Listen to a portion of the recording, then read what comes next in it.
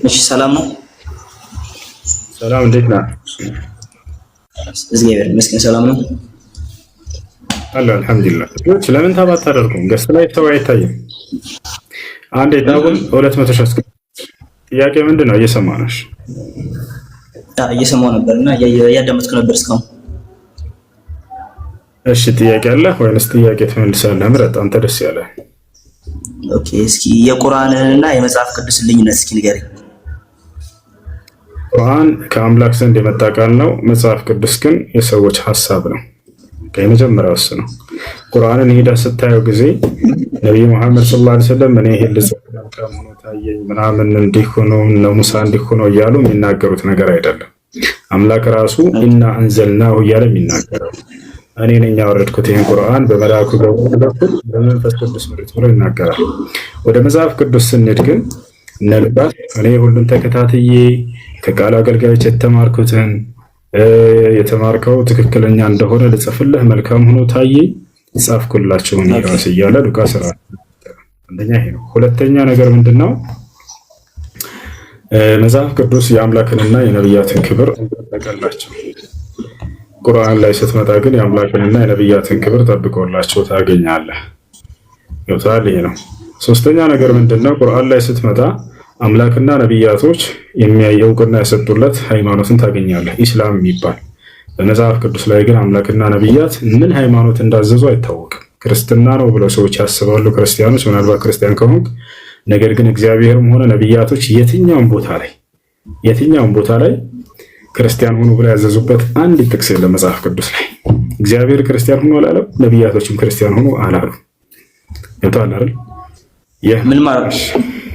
ምን ማረጋገጫ አለ? ለምሳሌ ማረጋገጫ ትሰጠኛለህ? የለም እያልኩኝ ነው። የትኛው ቦታ ላይ እግዚአብሔር ክርስቲያን ሆኖ አላለም፣ ወይንም ደግሞ ነብያቶችም ይሄን አላዘዙ፣ ክርስትና ሃይማኖትን ተከተሉ አላሉ። አሁን እኔ ያልገባኝ ነገር ማለት ቁርአን ማለት ከሰማይ የወረደ ነው ብለሃል አይደል? ከአላህ ዘንድ የወረደ ነው። በመልአኩ ገብርኤል ከአላህ ዘንድ የወረደ ነው አልከኝ። ከአላህ ዘንድ መውረዱን ምን ማረጋገጫ ትሰጠኛለህ? በምን አወቅ? እንዴት? ኦኬ አላህ ራሱ ተናገረ። እኔ ነኝ ያወረድኩት ብሎ ራሱ ተናገረ። ለምሳሌ ግን ሉቃስ ጋር ስትሄድ እኔ ራሴ ነኝ የጻፍኩት አለ። በግልጽ ተቀምጣለ። ካለክ ያሳያለሁ። አላህ ራሱ ሲናገር ምን አለ? ወኢነሁ ለተንዚሉ ረቢል ዓለሚን አለ። ይህ ቁርአን ከእኔ ከዓለማቱ ጌታ ከአላህ የተወረደ ነው አለ። ማን አወረደው? መልአኩ ገብርኤል አወረደው። መልአኩ ገብርኤል መጥቶ ደግሞ ለነብዩ ሰለላሁ ዐለይሂ ወሰለም ስለዚያ ስለ አምላክ ስለ አላህ የመጀመሪያ ያሳወቃቸው እርሱን ነው። አንተ የአላህ መልእክተኛ ተደርገህ ተመርጠሃል ብሎ በስራውን ሰጣቸው። ራሱ ያ መልአክ ተገልጦ ነው ማለት ነው። እና ስለዚህ ይህ ነው። እሺ በነገራችን ላይ ገብርኤል ማለት አሁን ገብርኤል ነው። ገብርኤል ማለት የክርስትና እምነት በክርስትና እምነት እኔ ከእግዚአብሔር ፊት የምቆመው ገብርኤል ነኝ ይላል። ገብርኤል ማለት ከእግዚአብሔር ፊት የሚቆም ከሰባቱ መላእክቶች መካከል አንዱ ነው እንጂ እስልምና ላይ ገብርኤል ይኖራል ብዬ አላስብም። አለ ገብርኤል የክርስትና እምነት ተከታዮች አማልክት እንጂ ሙስሊሞች አይደለም። አማልክት ነው ያልከው? መላእክት እንጂ የሙስሊሞች መላእክት አይደለም። ክርስትና የሚባል ሃይማኖት የለም እያልኩህ እኮ ነው ወገናችን። መጽሐፍ ቅዱስ ላይ የትኛውም ቦታ ላይ ክርስትና ሃይማኖትን ተከተሉ እግዚአብሔር አለ ብሎ እግዚአብሔር አላዘዘም፣ ነቢያቶችም አላዘዙም። ፍታው ይሄን ሃይማኖት የትም አይታወቅም ያልኩህ። ይሄ የሚታወቀው ቤተክርስቲያን ውስጥ ነው። ቄሶች ናቸው እንጂ የሚያውቁት ይሄን ለእናንተ የነገራችሁ። መጽሐፍ ቅዱስ ላይ የትኛውም ቦታ ላይ እግዚአብሔር ክርስትና ሃይማኖትን ተከተሉ አላለም አይደለ? አንድ እስኪ እየተማመነ እንደሚሄድ ብሏል እግዚአብሔር። ከብዙ ሺህ ዓመታት በፊት እስልምና ሳይፈጠር በፊት እኮ እስልምና ሳይኖር በፊት ክርስትና እንዳነበረ ታውቃለህ? ክርስትና ነበር። ወሬውን ተውና ማስረጃ መጽሐፍ ቅዱስ ላይ እግዚአብሔር ክርስትና ሃይማኖትን ተከተል ያለበት ቦታ አንድ ጥቅስ፣ ሁለት አይደለም አንድ።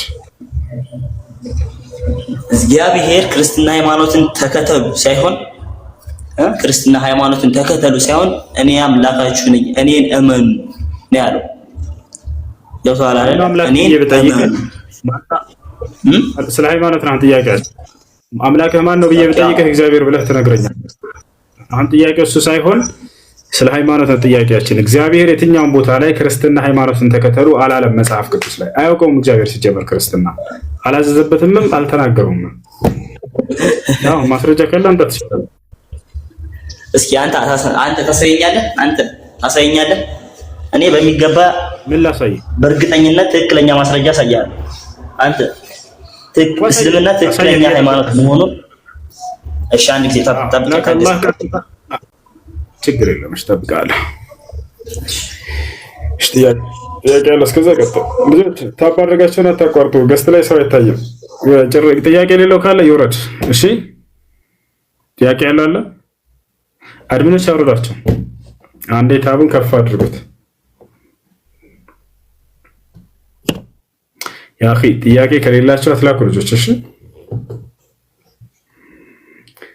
እሺ ጠባቂዎቹ ሙስሊም ናቸው። ፈትሸው የሚያስገባቸው ምንም ማቀጣጠያ እንዳልያዙ ብዙ ትልቅ አለው ካላካወቀው አንድ ቱርክ ሙስሊም ሞቷል በዚህ ምክንያት። ጣሊያንስ አልሞተም? ወይንም ለንደንስ አልሞተም? ምንም አልገባኝም ጥያቄ። አይ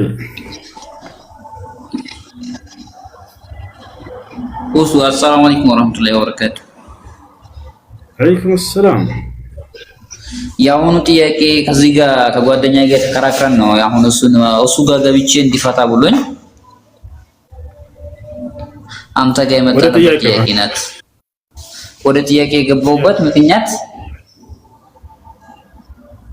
እሱ አምሳሌ አንተ ይሄ ነገር አንተ አሁን እናንተ እሱ በተከራከራችሁበት እኔን ተከራከረኝ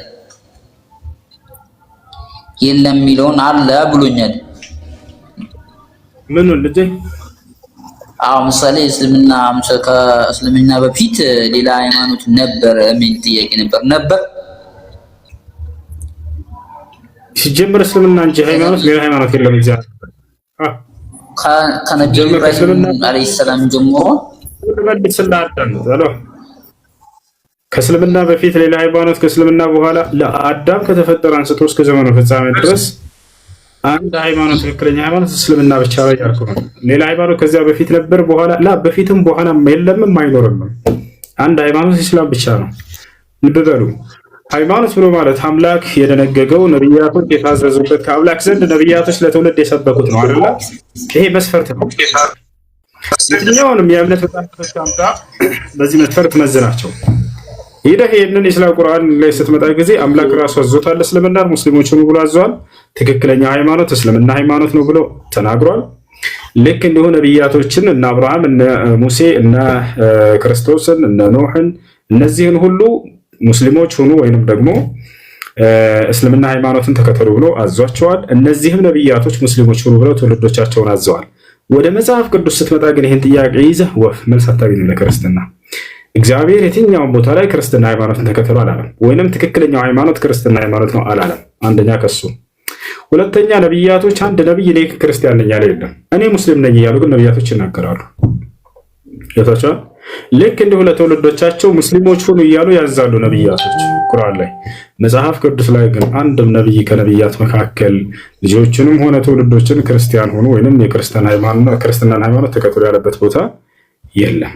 ስለዚህ እኔ እኮ እያልኩ ያለሁት አንተ ክርስትና እስልምና ሃይማኖትን ተከተሉ ብሏል አልከኝ አይደለ?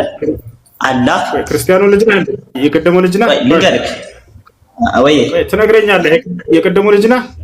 ገስት ላይ ሰው አይተኛው ማስረጃ ብታመጣ እየጠበቅንህ እኮ ነው። የቱ ጋር ነው እግዚአብሔር ክርስቲያን ሆነ ያለው?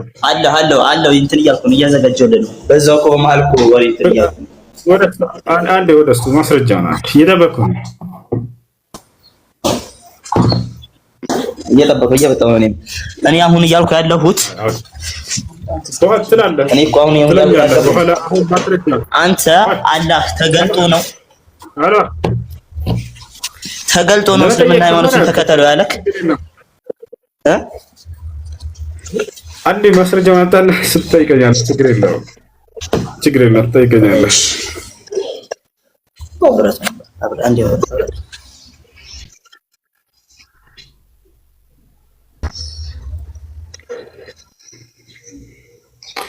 ጥያቄ ያለ ቀጥል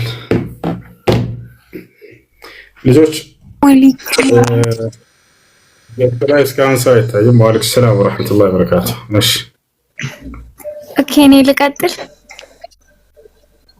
እንዳትቀጥይ ጀምሪ። መቼ ጀመርሽ? ኦኬ ማለቴ ልጀምር ወይ ማለቴ ነው። ልጀምር ከሆነ ጀምሪ። እንትን ነበርና ያለ ኒካ የተወለደች ልጅ አንደኛ በማን ነው መጠራት የምትችለው?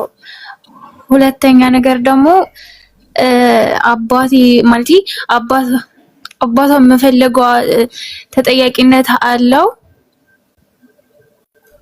እሺ ያለ ኒካ የተወለደች መሆኗ ከተረጋገጠ ያለ ኒካ የተወለደ ሰው ለሁለት ይከፈላሉ። አንደኛ ያቺ ያለ ኒካህ የወለደችዋ ሴትዮ ከአንድ ወንድ ጋር ብቻ ከሆነ ግንኙነት አድርጋ የወለደቻት ያችን ልጅ ያ ሰውዬ ካመነ እኔ ነኝ አባቷ ይህንን በዝሙት ያስረግዝኩ ይሄን ነገር ካመነ በጥቅሉ አባትነቱን ካረጋገጠ የዛኔ በሱ ብትጠራ ችግር የለውም። በዑለሞች መካከል ኺላፍ ቢኖረውም ይሄ ነገር ግን ከብዙ ወንዶች ጋር ከሆነ ሰች ሴትዮ ዝሙት ሰርታ የወለደቻት ልጅቱ ለምሳሌ ከብዙ ወንዶች ጋር ከሆነ ሊጠራ ይችላል። እንደዛ እንትን ነው። አንዴ ጊዜ ትሰጪኛለሽ እስኪጨርስ ድረስ አዳምጡ። እሺ ስለዚህ ከአንድ ሰው ጋር ከሆነ ያደረገችው በጥቅሉ በዚያ ሰውዬ በጠራት ችግር እንደሌለ ዑለሞች ተናግረዋል። ያ ሰው አባትነቱን ካመነና ካረጋገጠ በዚያ ያ ሰው እንደ አባት ይቆጠራል ለዛች ለልጅ ማለት ነው። ነገር ግን ሁለተኛው ምንድነው? ይቺ ሴትዮ ከብዙ ወንዶች ጋር ከሆነ ዝሙት ሰርታ የወለደችው ልጅ ይዛኔ በየትኛው ሊጠራ ይችላል? በየትኛው ሊጠራ ይችላል? ገብታችኋል አይደለ? ከአንድ ሰው ቢሆን ያ ሰው ይታወቃል፣ በዚያ ሰው ይጠራል። ከብዙ ሰው ጋር ከሆነ ግን ይዛኔ በምንድነው ሊጠራ? ያ ሰው እነዚያ ሰዎች እንደ አባት ሊቆጠሩ አይችሉም። መቼም ለአንድ ሰው አራት አባት ሊኖረው አይችልም፣ ወይም አምስት አባት ሊኖረው አይችልም። አንድ አባት ነው አይደለ? አራት ከሆነ የተገናኘ ሶስት ከሆነ የተገናኘ ሶስት አባት ሊኖራት ነው፣ አያስኬድም። ስለዚህ በማን ትጠራለች ወደሚለው ስንመጣ ጊዜ ዓለሞች በዚህ ጉዳይ ላይ በርካታ ሀሳብን አንስተዋል። አንደኛ በእናት መጠራት ይቻላል፣ በዚህ ጊዜ ማለት ነው። ነቢዩላህ ዒሳ ዓለይሂ ሰላም ምንም እንኳን እርሳቸው በዝሙት ባይሆንም ተአምራዊ በሆነ መንገድ ቢሆንም የተወለዱት እናት ብቻ ስለነበራቸው በእናታቸው ይጠራሉ። ዒሳ ኢብኑ መርየም፣ ዒሳ የማርያም ልጅ ይባላሉ። ዒሳን ከነዚህ ጋር ከዝሙት ከወለዱ ሰዎች ጋር እያነጻጸርኳቸው ሳይሆን ሐሻ ወከላ ዒሳ ዓለይሂ ሰላም ተአምራዊ በሆነ መንገድ እንጂ የተወለዱት በዝሙት አይደለም፣ አይሁዶች እንደሚሉት ማለት ነው። ነገር ግን ከእናት ብቻ ስለነበሩ ዒሳ ዓለይሂ ሰላም ያለ አባት ተአምራዊ በሆነ መንገድ ነው እና የተፈጠሩት። አላህ ስብሐነሁ ወተዓላ በእናታቸው ዒሳ ብኑ መርየም እያለ ይጠራቸዋል። የማርያም ልጅ ዒሳ ይላቸዋል። ስለዚህ በእናት መጠራት በዚህ ጊዜ ችግር እንደሌለ ዑለሞች ተናግረዋል። ገብቷችኋል አይደል? ሁለተኛ አብደላህ በሚል ስም መጠራት ይቻላል። ለምሳሌ የልጅቱ ስም ሸጊቱ ከሆነ ሸጊቱ አብደላ ትባላለች።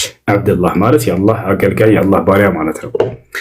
ሶስተኛ በእናትየዋ ቤተሰቦች በአባቷ ሊሆን ይችላል። ለምሳሌ የልጅቱ እናት አስካሉ ከሆነች ደግሞ የእሷ አባት ደግሞ ከነኩህ በላቸው ከሆነ ስሙ ለምሳሌ የልጅቱ ደግሞ የወለደቻት በዝሙት የወለደቻት ሸጊቱ ከሆነች ሸጊቱ ከነኩህ በላቸው ተብላ በሴትየዋ አባት ትጠራለች ማለት ነው። ገባሽ እህታችን?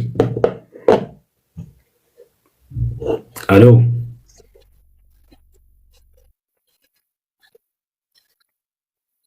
አማኝ አልነበሩም። አንደኛ ማለት ነው። ሁለተኛ እና ማለት ልጅቷ ከተረገዘች በኋላ እናቲቱ ሰለመች እና ወለደቻት። ከዛ እናቲቱ ሞተች። ያኔ አባትየው አባቷ እንደሆነ ተናግራ ነው የሞተችው ኦልሬዲ። እና አባትየው ከ30 ወይም ከ40 ዓመት በኋላ መጣ ማለት ፈልጋው ሄደች ልጅቷ ማለት ነው አባቴ ብላ እና ማለት አባቷ እሱ ደግሞ አማኝ አይደለም ኦርቶዶክስ ነው። ጨረሻት? እስካልከ እየጠበቅኩ ነው። አዎ ጨርሻለሁ።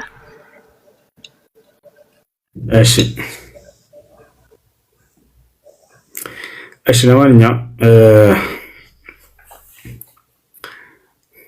በክርስትና በነበሩበት ጊዜ የተሰራው ኃጢአት እንደ ኃጢአት አይቆጠሩም። አዲስ ሰዎች ሆነዋል። ወደ እስልምና በገቡ ጊዜ አዲስ ሰዎች አዲስ ፍጥረት ሆነዋል። ገብታችኋል አይደል?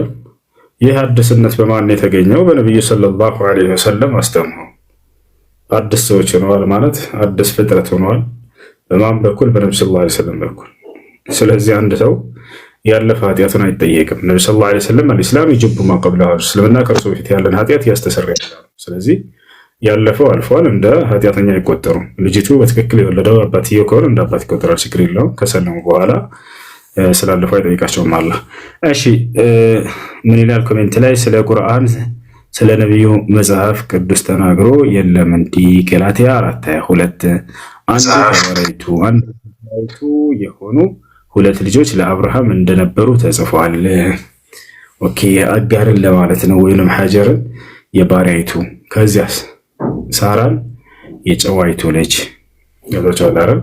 እንደዛ ለማለት ፈልገው ነው። ታዲያስ ስለዚህ ስለ ነብዩ መሐመድ ሰለላሁ ዐለይሂ ወሰለም በአጋር በኩል ስለሆነ የመጡት እርሳቸው የባሪያ ልጅ ናቸው እያለ ነው። በመጀመሪያ ልናመሰግን የሚገባው ይህንን ክርስቲያን ልጅ እንዲሁም እንዲህ ብለው የሚጭናቸውን ያቶቻችሁን ምንድነው ማመሰግናችሁ? ነብዩ ሰለላሁ ዐለይሂ ወሰለም የአብርሃም ዘር መሆናቸውን መስክራቸዋል። የአብርሃም ዘር መሆናቸውን መስክራቸዋል። ምክንያቱም አጋር ከአብርሃም ጋር ሰው መጠየቅ ይችላል። ስለዚህ የአብርሃም ዘር መሆናቸውን አንደኛ መሰከራቸው። ሁለተኛ ነገር አጋር ባሪያ መባሏ ከሆነ አጋር ባሪያ መባሏ ከሆነ ቅር ያሰኘህ ኢየሱስ ክርስቶስን ማርያምን ክርስቲያኖች ሁላችሁም ባሪያዎች ተብላችኋል። ኢየሱስም ባሪያ ተብሏል ወይ? አዎ ባሪያ ተብሏል። ማስረጃ ኢሳይያስ 42:1 ላይ እግዚአብሔር ምን አለ? እነሆ ደግፌ የያዝኩት ባሪያዬ አለ። ኢየሱስ ክርስቶስን ባሪያዬ። ኢየሱስ ባሪያ ተብሏል። የአጋር ባርነት ከደነቀህ ጭራሽ አምላክ ብለህ የምታስበው ባሪያ ተብሏል። ማርያም እነሆ እኔ የጌታ ባሪያ ነኝ አለች። ምን አለች ማርያም? ባሪያ ነኝ። ጳውሎስ ሁላችሁም እናንተን ምን አለ? ባሪያዎች ናችሁ። ልክ እንዲሁ ነቢያቶች እነ ዳዊት እነ ሰለሞን የእግዚአብሔር ባሪያ ነን አሉ። ከዛ ግንጥል አደረጉና ክርስቲያኖች አጋርን ብቻ ወጣ አድርገው እሷን ባሪያ። ኧረ እንዲህ አይነት ብልጠት ይሰራል እንዴ? ኢየሱስ ሁላ ባሪያ ተብሏል። ማርያም ባሪያ ተብላለች። እንደ መጽሐፍ ቅዱስ ባሪያ መባል ዝቅ የሚያደርግ ከሆነ መስሏችሁ ከሆነ አጋርን ዝቅ ለማድረግ አያስኬድም እንደዚህ። አይ እሺ ጥያቄ አለ ቀጥል። ወሶኔ ጥያቄ አለኝ። እሺ ጥያቄ ምንድን ነው? ከመጽሐፍ ቅዱስና ከቁርአን የትኛውን የቀደመው? አይወዳደርም። ሲጀመር ነውር ነው። ምክንያቱም ቁርአን የአምላክ ቃል ነው፣ ራስ ቁርአን ይናገራል። መጽሐፍ ቅዱስ ግን የሉቃስ የጽህፈት ውጤት ነው። እኔ ራሴ ልጽፍ መልካም ሆኖ ስለታየኝ የጻፍኩት መጽሐፍ ነው አለ። ዛሬ ሉቃስ ቢመጣ የአምላክ ቃል ነው ተብሎ እንደታመነ በክርስቲያኖች ዘንድ ቢሰማ እርግጠኛ ነኝ ያቃጥሉልኝ ነው የሚለው። ምክንያቱም እሱ እንደዛ ብሎ አያውቅም፣ አላሰበም። የአምላክ ቃል ተደርጎ እሱዬ በጊዜ ከጊዜ አንጻር ማለት በእድሜ ቁርአን ነው መጽሐፍ መጀመሪያ የነበረው ወይስ መጽሐፍ ቅዱስ? የሚወዳደርን ነገር ነው የምናወዳድረው። ይኸውልህ የሚወዳደሩ ነገራቶችን ነው ለውድድር የምታቀርባቸው። ሲጀምር መጽሐፍ ቅዱስ ለውድድር አይቀርብም ከቁርአን ጋር እያልኩህ ነው። በዚህ መሞገት ትችላለህ። ባነሳው ቁርአን ከአምላካችን ከአላህ ዘንድ በመንፈስ ቅዱስ ምሪት ለነቢዩ ሙሐመድ ሰለላሁ ዐለይሂ ወሰለም የመጣ ቃል ነው። መጽሐፍ ቅዱስ ግን የነ ሉቃስ የራሳቸው የጽህፈት ውጤት ነው። ማስረጃ ላሳየህ እችላለሁ። እሺ ታሳይኛለህ። እኔ ደግሞ አንድ እንትን እዚህ ላይ የሆነ መስጠት የምፈልገው ነገር ነው። በዚህ አጋጣሚ እኔ ጠንካራ መባል አማኝ አይደለሁም፣ ብዙም እምነቱ ላይ የለውበትም። ግን አንዳንዴ እንዲህ ክርክራችሁ ምናምን ስለሚመስጠኝ ነው የምገባው፣ የክርስቲያኑን ቤት የሙስሊሙን ቤት ማለት ነው። ግን እንደዚህ ካልክ ቁርአን ካለ ለምንድን ነው ራሱን ከመጽሐፍ ቅዱስ አንጻር የሚገልጸው? አንዳንድ ቦታ ላይ የቱ ጋር በለኝ። ለምሳሌ አልሰቀሉትም አልገደሉትም ይላል አይደል? እዛ ጋር ግን መጽሐፍ ቅዱስ ሰቅለውታል ገለውታል የሚል ስላለ መሰለኝ መጥቶ ቁርአን አልሰቀሉትም አልገደሉትም የሚለው። እሺ በጣም ጥሩ። አንደኛ ያ የሰዎች ንግግር ነው እያልኩህ ነው። ሉቃስ ራሱ የክርስቶስ ማነው ሐዋርያ አልነበረም። ይሄን ታውቃለህ አንተ አይደለ? የሆነ ሰው ተነሳና መጽሐፍን ጻፈ በአንድ አላህ በላከው ነብይ ላይ በኢሳ አለይሂ ሰላም በኢየሱስ ክርስቶስ ላይ ማለት ነው። እነዚህ ሰዎች የዋሹትን ውሸት ከጊዜ በኋላ የጻፉትን አምላክ አላህ ተነሳና በፍጹም ይሄ ሰዎች የጻፉት ትርክ ውሸት ነው፣ አልገደሉትም፣ አልሰቀሉትም፣ ምን ያንስቸዋለሁኝ አለ። ታላህ ከዛልክ ሁሉ ሌላም ታሪኮችን ላነሳ ይችላል። ኦኬ ሶ ይሄ ማለት አንተ ተረጋጋ እንጂ ቆይ ጨርስልህ። አላህ ሱብሓነሁ ወተዓላ የላካቸው ነቢያቶች አሉ ባለፉት ዘመናት እነ አብርሃም እነ ኢስሐቅ እነ ያዕቆብ እነ ዮሴፍ እነ ክርስቶስ እነ ዘከርያስ እነ ዮሐንስ እነዚህን ሁሉ ልኳቸዋል። እነዚህን ልኮ ካበቃ በኋላ የክርስቲያን ሊቃውንቶቻቸው አባቶቻቸው ተነሱና አንድ መጽሐፍ ቅዱስ የሚባልን ጻፉ። ከጻፉ በኋላ በነቢይ አላህ በላካቸው ነቢያቶች ላይ ዋሹባቸው። ጭራሽ አላህ አክብሮ ያዳነውን የወሰደውን ነቢይ ዒሳን ተገድሏል ተሰቅሏል ብለው ዋሹበት በእርሱ ላይ። ይሄን ውሸት አላህ ሱብሓነሁ ወተዓላ ፈረሰው። አልገደሉትም፣ አልሰቀሉትም፣ በፍጹም እኔ በክብር አንስቼዋለሁ ብሎ የላከውን ነቢይ እንዴት እንዳከበረው ገለጸ። ቃለ ሱብሓነሁ ወተዓላ ወማ ቀተሉሁ ወማ ሰለቡሁ ወላኪን ሹቢሀ ለሁም ወኢነ አለዚነ እኽተለፉ ፊህ ለፊ ሸክን ሚንሁ ማ ለሁም ቢሂ ሚን ዒልሚን ኢላ ኢትባዐ ظን ወማ ቀተሉሁ የቂና አለ። ክርስቶስን አልገደሉትም፣ አልሰቀሉትም አለ። ይልቁንስ ታዲያ ምን ሆነ ከተባለ ይልቁንስ እኔ አላህ ወደ እኔ አነሳሁት ብሎ ተናገረ። በክብር በሁለተኛው ሰማይ ላይ ይገኛል ኢየሱስ ክርስቶስ ማለት ነው። ይሄን ይመስላል። ዳግምም ይመጣል። እነሆ ኢየሱስ ክርስቶስ ይመጣል። እሺ አዘሴም ታይም ነው ማለት ነው። እንግዲህ እነ ሉቃስ እየጻፉ በነበረበት ሰዓት ላይ ይሄ ቁርአን አልወረደም ማለት ነው አይደል? መጀመሪያ ኦኬ፣ መቼ ወረደ የሚለው እየጠየክ ነው ወይስ በውስጡ ስላሉት ሀሳቦች ነበር ያነሳ ነው? በዚያ ላይ ሀሳብ ሲልና መቼ ወረደ የሚለውን ደግሞ እናወራለን። አብሽር ቆይ ሁሱ አትቆጣ። ይሄ እኮ ስፒሪቹዋል ነገር ነው አይደለ? ማለት አንዳንድ ጥያቄ ጥያቄ ነው የተጠየቀው። መቼ ወረደ የሚለውን እናወራለን። በተነሳው ሀሳብ ላይ ሀሳብ ስጣልኩ አትቆጣ እንትናት በል የሚለው እኔ ትኩረት አታድርግና ጥያቄው ላይ ትኩረት አድርገህ መልስ። እሺ ያው ምን ትላለህ? ባነሳሁት ሀሳብ ላይ አምላክ አላህ ስለ ቁርአን አመጣጥ ሲነግረን ጊዜ ማለት ቁርአን እንዴት እንደመጣ ሲናገር ከአምላክ ዘንድ የመጣ ቃል ነው። ልክ እንዲሁ ደግሞ በመንፈስ ቅዱስ ምሪት ያረላ። ነገር ግን መጽሐፍ ቅዱስን ሄደን ስናይ ጊዜ ሉቃስ የሥራው ውጤት እንደሆነ ተናገረ። እኔ ሁሉን ተከታትዬ መልካም ሆኖ ታየኝና ለጽፈው መልካም ሆኖ ታየኝ ጻፍኩላችሁ የመጽሐፍ ብሎ ተናገረ። ከአምላክ እግዚአብሔር ተልኮልኝ ተቀብዬ ምናምን ወፍ ላ እንደዛ አይደለም። ነገር ግን ነብዩ ሰለላሁ ዐለይሂ ወሰለም ራሱ ሲናገሩ هذا كلام ربي ይላሉ። ይህ የጌታዬ የአላህ ቃል እንጂ ማንም አይደለም ይላሉ። ሉቃስ እንደዛ ብሏል ወይ? ወፍ እኔ ሁሉን ተከታትዬ ልጽፍላችሁ መልካም ሆኖ ስለታየኝ ጻፍኩት ይሄን መጽሐፍ አለ። ሁሉን ተከታትዬ የሚለው ከእርሱ በፊት ልክ እንደኔ መጽሐፍን ሲያዘጋጁ የነበሩ ሰዎች ሁሉ ነበሩ እያለ ይናገራል። ከነዚያ መካከል አንደኛ ነው እርሱ። የታለ አይደለ? ኢየሱስ ራሱ አልመረጠውም፣ ከሐዋርያቶቹም አልነበረም። ይሄ ታውቃለህ አይደለ? የወንጌል ጸሐፊዎች አላውቅም። እኔ ብዙ ነገር ያለው እምነቱ ላይ ብዙ አይደለሁም። እኔ ፐርፌክት አይደለሁም። በቃ እንደሱ ከሆነ እንግዲህ አንተ አሁን የምታስበው ወንጌልን የጻፉት ኢየሱስ ክርስቶስ የመረጣቸው 12 ደቀ መዛሙርት ናቸው ብለህ ነው የምታስበው አይደለ? አዎ ማቲዮን 44 ሰዎች ሆነዋል ይባላል። ኖ አሁን እኔ እንዳልኩ የሎጂክ ጥያቄ ነው። እኔ ትንሽ ማለት አካዳሚሻን ነኝ፣ ያነባለሁ መጽሐፍ ቅዱስና ቁርአንን ሳይሆን የማነበው ኖርማል ከስራዬ ጋር የሚገናኝ ነገር ነው የማነበው። ግን እሺ የጻፉት የክርስቶስ ተማሪዎች ናቸው መጽሐፍ ቅዱስን አላቃቸውም ነው የጻፉትን። እኔ መጽሐፍ ቅዱስን ይበል አይደል? እሱን ማወቅ አለብህ። መጀመሪያ እኮ እሱ ነው የሚቀድመው። እነዚህ ጸሐፊዎች ኢየሱስ ክርስቶስ እኔ ለምሳሌ ዛሬ መጥቼ የሁሱ መልእክት ወደ ደሴ ሰዎች ብዬ መጽሐፍ ቅዱስ ጻፍኩኝና ሰጠሁ።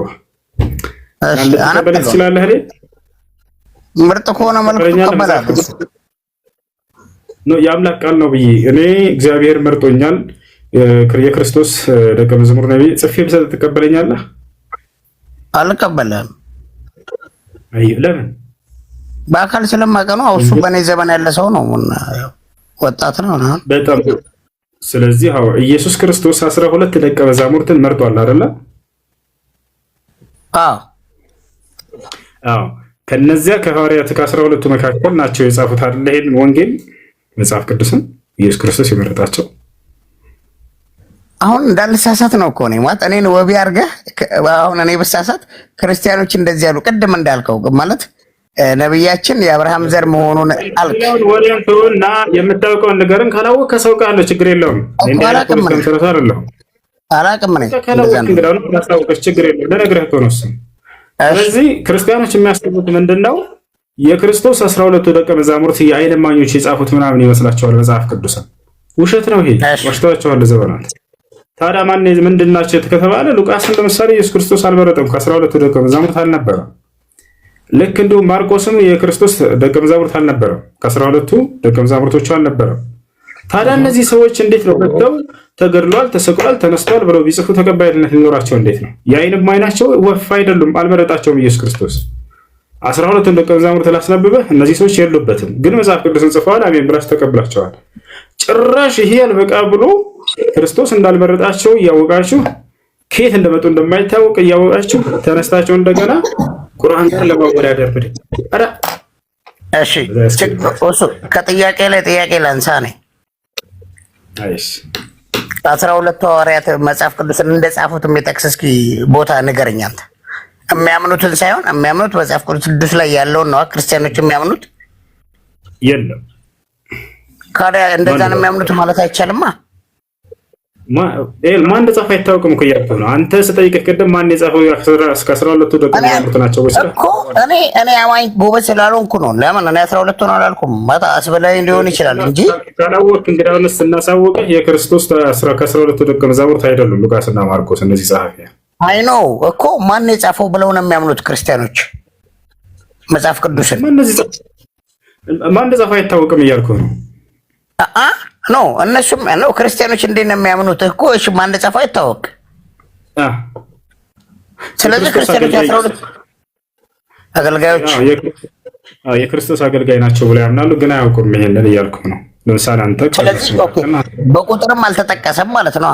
መጽሐፍ ቅዱስን የጻፉት ሰዎች አይታወቁም፣ መጽሐፊዎች አይታወቁም። ለክርስቶስ አልበረጣቸውም፣ አያውቃቸውም። እሱ ግን አለማድነቅ አይቻልም እኮ ያማት ይሄን ሁሉ ጥራዝ ይሄንን ያህል ነገር ከረጅም ዓመታት በፊት ለክሳዛቸው እንዴት አለማድነቅ አይቻልም ትላለህ እንዴ? ስለ አምላክ እየተናገረ ይሄ መጽሐፍ ቀላል ነገር እኮ አይደለም። ስለ አምላክ መናገር በግምት እሱ የትኛውም ሃይማኖት ላይ አምላክ ወርዶ ያዘዘው አካል የለም እኮ። ምን ማስረጃ አለ? ለሌላው ሲሆን አለ አላህ ቃል በቁርአንን እሱ አንዴ ተረጋጋሽ ጠየቅ ልመልስልህ። የትኛውም ሃይማኖት ላይ አምላክ እንደተናገረው ማስረጃ ያደርጋል። ለአምላክ ራሱ ነው የሚጠራቸው ነብያቶቻችንን። እኛ አምላክ ራሱ ነው የሚያናግራቸው፣ በመልአክ በኩል ያናግራቸዋል። ለምሳሌ መልአኩ ገብርኤል ተገልጠው ለነብዩ መሐመድ ሰለላሁ ዐለይሂ ወሰለም ያ ሙሐመድ አነ ጅብሪል ወአንተ ረሱሉላህ አላቸው። ሙሐመድ ሆይ እኔ ገብርኤል ነኝ፣ አንተ ደግሞ የአላህ መልእክተኛ ተደርገህ እነሆ ተመርጠሃል ብሎ አብሳሪው መልአክ ራሱ አብስሯቸው ነው። ቁርአንንም ያወረደላቸው እርሱ እንደሆነ ከአምላክ ዘንድ ቁርአን ይናገራል። ቁል መን ካነ ዐዱወን ሊጅብሪል ፈኢነሁ ነዘለሁ ዐላ ቀልቢከ ቢኢዝኒላሂ ሙሰድቀን ሊማ በይነ የደይሂ ወሁደን ወቡሽራ ሊልሙእሚኒን እያለ ይናገራል ብሏል። ያ ነው ቁርአን መልአኩ ገብርኤል ከአላህ ዘንድ እንዳወረደው በመንፈስ ቅዱስ ምሪት ነው የወረደው ቁርአን። ጳውሎስ ግን ምን አለ መሰለህ? እኔ ግን መንፈስ ቅዱስ ያለብኝ ይመስለኛል እያለ ይናገራል ጳውሎስ። መንፈስ ቅዱስ አለብኝ ላላላ ይሄን ያሉት ነብዩ ሰለላሁ ዐለይሂ ወሰለም ናቸው። አላህም ቃል በቃል በአንተ ላይ መንፈሴን አውርጃለሁ እያለ ቃል በቃል መንፈስ ቅዱስ አለብኝ ላላላ ቃል በቃል እርሳቸው ኢነ ሩሐል ቁዱስ ነፈኸ ፊ ሩዒ አሉ መንፈስ ቅዱስ በልቤ ላይ ቃልን አስተላለፈልኝ ብለው ቃል በቃል ይናገራሉ። ጳውሎስ ግን እርግጠኛ አልነበረም። እኔ እግዚአብሔር መንፈስ ያለብኝ ይመስለኛል እያለ በጥርጣሬ ተናገረ። እርግጠኛ ሆነው የተናገሩት ነብዩ ሰለላሁ ዐለይሂ ወሰለም ናቸው። ማስረጃ ከፈለክ ያሳያለሁ። ቁርአንም የሚወጣው መንፈስ ቅዱስ። እሺ ሌላ ሀሳብ ጳውሎስ በእስልምናው አለ በቁርአን አሁን ጅብሪል አለ ገብርኤል ነው። ጳውሎስ አለ ማን ነው ግን ጳውሎስ ገሃነም ውስጥ የሚገኝ ታላቅ የከሃዲያኖች የኩራተኞች መቅጫ የሆነ የገሃነም ክፍል ጳውሎስ ተብሎ ይጠራል በእስልምና። ገባኝ። ሰው አለ ሰው የገሃነም ስም ነው፣ የገሃነም መጠሪያ ነው። አደገኛ የሆነ ከሃዲያኖች የሚቀጡበት የገሃነም እስር ቤት ጳውሎስ ተብሎ ይጠራል። ማስረጃ ቃል ነብይ ሰለላሁ ዐለይሂ ወሰለም يحشر المتكبرون يوم القيامة على صورة الرجال كأمثال الذرة يغشاهم النار ولهم سجن في جهنم يقال له ጳውሎስ የሆነ ኮሜንት እያሳቀኝ ነው ከስር የሰላይ ነው ይላልና እኔ ኮንሰርኔ ማለም ግን እሺ ሌላ አንድ ጥያቄ የሎጂክ ጥያቄ ልጠይቅ አሁን ጅብሪል አንድ ነው አይደል የክርስቲያን ጅብሪል የሙስሊም ጅብሪል የለም ገብርኤል የለም ያ እውነት ነው ከባድ ነው በቃ ማለት ርቀቱ እኮ ከባድ ነው በቃ እስልምናና ክርስትና ላይ ማለት በእስልምና ኢሳ ነብይ ነው ለኛ ደግሞ አምላክ ነው ፈጣሪ ነው በክርስትና ክርስትና የሚባል የለም ኢየሱስ የማያውቀውም አምላክ የማያውቀውም እያልኩ እኮ ነው አንድ ነገር ላንሳላችሁ እስከዛሬ ነው ብዙ የተሸወደበት ነገር ቆይ በእስልምና እንደዚህ ነው ይላሉ ከዚያስ በክርስትና ግን እንደዚህ ነው ላላላ በክርስትና የሚባል ነገር የለም መጽሐፍ ቅዱስ ላይ እኮ ራሱ እያልኩ ነው ያለን ነገር አነጻጽር እንጂ የሌለን ነገር ታነጻጽራለህ እንዴ እስልምና አምላክ ቃል በቃል እስላምን ተከተሉ ብሎ ቃል በቃል ያዘዘው ሃይማኖት ነው መጽሐፍ ቅዱስ ላይ ከኦሪት ዘፍጥረት እስከ ራዕይ ድረስ እግዚአብሔር የትኛውን ቦታ ላይ ክርስትና ሃይማኖትን ተከተሉ አላለም ክርስትና ሃይማኖት ትክክለኛው ሃይማኖት ነው ብሎ አያውቅም አምላክ የማያውቀው ነብያቶች የማያውቁት አንድ ነብይ ክርስቲያን ነኝ ያላለ የለም ሙስሊም ነብያቶች ግን በቁርአን ላይ ስትመጡ ጊዜ እኔ ሙስሊም ነኝ ይላሉ ለምሳሌ ኖህን እንውሰድ ኖህ ምን አለ ወኡምርቱ አን አኩነ ሚነል ሙስሊሚን አለ እኔ ከሙስሊሞች እንደሆን ታዝዣለሁኝ አለ ያው ዮሴፍ ምን አለ ተወፈኒ ሙስሊመን ወአልሂቅኒ ቢሷሊሒን አለ አምላክ ያላህ ሆይ ሙስሊም አድርገህ ግደለኝ አለ ገብቷችኋል ነገር ግን መጽሐፍ ቅዱስ ላይ ሲል አንድ ነብይ ማለት ነው አንድ ነብይ ለታሪክ እኔ ክርስቲያን ነኝ ያለ ነብይ አለ የለም እስኪ ንገረን እኔ አላቅም ግን አንድ የሚገባኝ ነገር አለ እሺ እንዳልከው እሺ መጽሐፍ ቅዱስ ላይ አንድ ነብይ ክርስቲያን ነኝ ያለበት ቦታ አይኖር አላቅም ነው ይሄን የለም አለለም ግን ባይኖር እንኳን ነምለ ይሄው መጽሐፍ ቅዱስ ሆኖ ስሙ ክርስትና የሚለው እስልምና ቢል እኔ የመጽሐፍ ቅዱስን እስልምና እከተላለሁ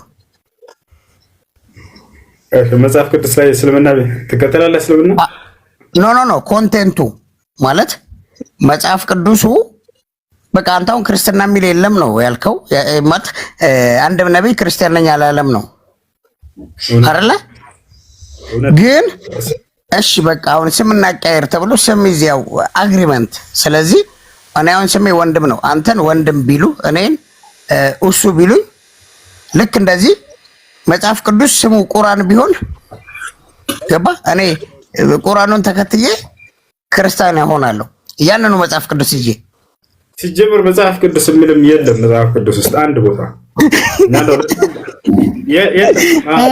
ግን ምን አይነት የተወጋክ ሰው ነህ በስመ አብ ወወልድ ወመንፈስ ቅዱስ እኔ አይደለም የተወጋሁት አምላክሽ ነው የተወጋው ነው ላሳይሽ አምላክሽ ነው ይኸውልህ አንድ ነገር ልንገርክ ሲጀመር እስልምና እኮ የመጣው በስደት ነው አይደል ኢትዮጵያ ውስጥ የገባው አይደል የተወጋው አምላክሽ እንደሆነ ላሳይሽ አንድ ጊዜ አንተ በእስልምና እኮ ይልክ በስደት ክርስቲያን የሚባል ሀገር አለ ተብለህ በስደት መተን ኢትዮጵያ ውስጥ ተቀመጥከው ያ አምላክ አይ ታውታው ነው ያው መጽሐፍ ነው ማስረጃ ላሳይሽ ይኸው አይ አንተ ይልክ እኛ አሁን ከኛ ጋር አይደለም ከትላልቅ መጽሐፍት ከትላልቅ አዋቂዎች ጋር አውራ ስትባል አታወራም አየክ እኔ አሁን የገባሁት ናይ አይ ምንም አታስረዳኝ እንዴ ጭራሹን በዚያ በደንብ ላሳይሽ ነው የተወጋው አለችኝ አምላክሽ ነው የተወጋው ብለሽ ታምኛለሽ አንቺ አምላክሽ ኢየሱስ ነው አይደል ምን ይላል እነሆ ከደመና ጋር ይመጣል አይንም ሁሉ የወጉትም ያዩታል አለ የወጉትም ያዩታል ማን እንዳስወጋውና እንዳስገረፈው እንዳሰቀለው ታውቃላችሁ ዲያብሎስ ሰይጣን ማለት ነው እኔ አይደለም ያክሰው ላይ መጽሐፍ ነው ኢየሱስ ክርስቶስን ያስገረፈው ሆሶ እውነት ነው ሲመጣ ሁለተኛ ሲመጣ ምን ይላል ያዩታል ትክክል ነው ሲመጣም ይርበደብዳሉ ስለዚህ አምላክህ ተወግቷል ማለት ነው አይደል ተወግቷል አምላክህ አይ ለምን ይሄ ለኔ ነው እንደሱ ቆይ አንዴ ማስረጃ ልስጠው ሆሶ አንዴ ጠብቀኝ ለምሳሌ ማን ጻፈው በምን አማካይነት ተጻፈ የሚለው ለምሳሌ በመጽሐፍ ቅዱስ ማስረጃ የቲሞቴዎስ ምዕራፍ 3 ቁጥር 16 ላይ ምን ይላል ሁሉም መጽሐፍ በእግዚአብሔር መንፈስ የተጻፈ ነው የሚለው ያ ማለት ደግሞ ሰዎች የጻፉት ደግሞ በእግዚአብሔር በመንፈስ ቅዱስ አማካኝነት ነው ለምሳሌ አንተ ስለ ነብዩ መሐመድ ወይም ስለ ቁርአን ስታወራ ነበረ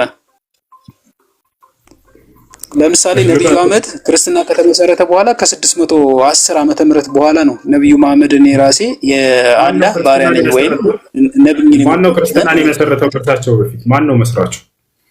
ሽከረው ትልቁ ችግር እሱ አይደል? ክርስቶስ ማን? አንዴ ቆይ፣ ወደ ነብያቶች ከመሄዳችን በፊት እግዚአብሔር ክርስትና ሃይማኖትን ተከተሉ ብሎ ያዘዘበት ቦታ ለመጽሐፍ ቅዱስ ላይ ቆይ አዳምጠኝ፣ ጥያቄ አለኝ። ከዛ ተነስተህ ትጠይቀኛለህ እኔን። አይ ከስታ ካወራህ እኮ ተነስቼ እየጠየቅኩህ ነው። ክርስትና ከተመሰረተ በኋላ ነው ነብዩ መሐመድ የመጡት አልከና አይደለ? ሰለላሁ ዐለይሂ ወሰለም። ስለዚህ ክርስትና ተመሰረተ በኋላ አምላክ መስርቶታል ወይ? ተረጋጋ እንጂ እግዚአብሔር ዳስ ዋይ ፈጣሪ ረጋበል። ክርስትና ሃይማኖትን ተከተሉ ወይንም ክርስትና ሃይማኖት ትክክለኛው ሃይማኖት ነው ብሎ የደነገገበት ቦታ አለ ወይንስ የለም? አንተ ይኸውልህ መጀመሪያ እኔ ልጠይቀህ ነው የገባው፣ መልሰህ አትጠይቀኝ። ካንተ መነሻ እኮ ነው እኔ የምጠይቅህ። እሺ እንዳትጠይቅ። ቁርአን ያላህ ቃል ነው ብሎ ያላህ ቃል ነው ብሎ ስለመናገሩ ወይም ትክክለኛ ስለመሆኑ እኛ እንዴት እናውቃለን? እንዴት አወቃለሁ? ማስረጃ ላሳየህ። ያላህ ቃል ነው እንዳሉ ነው። ማስረጃውን ማንጻፈው ነው። ማስረጃውን ማንጻፈው። ኦኬ፣ ወደ ጸሐፊዎች እንሄዳለን። እርሳቸው እንዳሉ እንዴት እናውቃለን? ማስረጃው እርሳቸው አንዴ ላስረዳ፣ ከይቅርታ ጋር አንዴ ላስረዳ፣ ልጠይቅህና አንተ ትጠይቀኛለህ። ከይቅርታ ጋር አንዴ መልሱን ለሰጠህ ስል ጥያቄህን መቀየር ፈልገህ አይደል? ያላህ ቃል ነው እንዳሉ። ተረጋጋ እንጂ ቀስ በለህ። ተፈጣሪ አንተ ቤትህ ነው፣ ትክክል ነህ።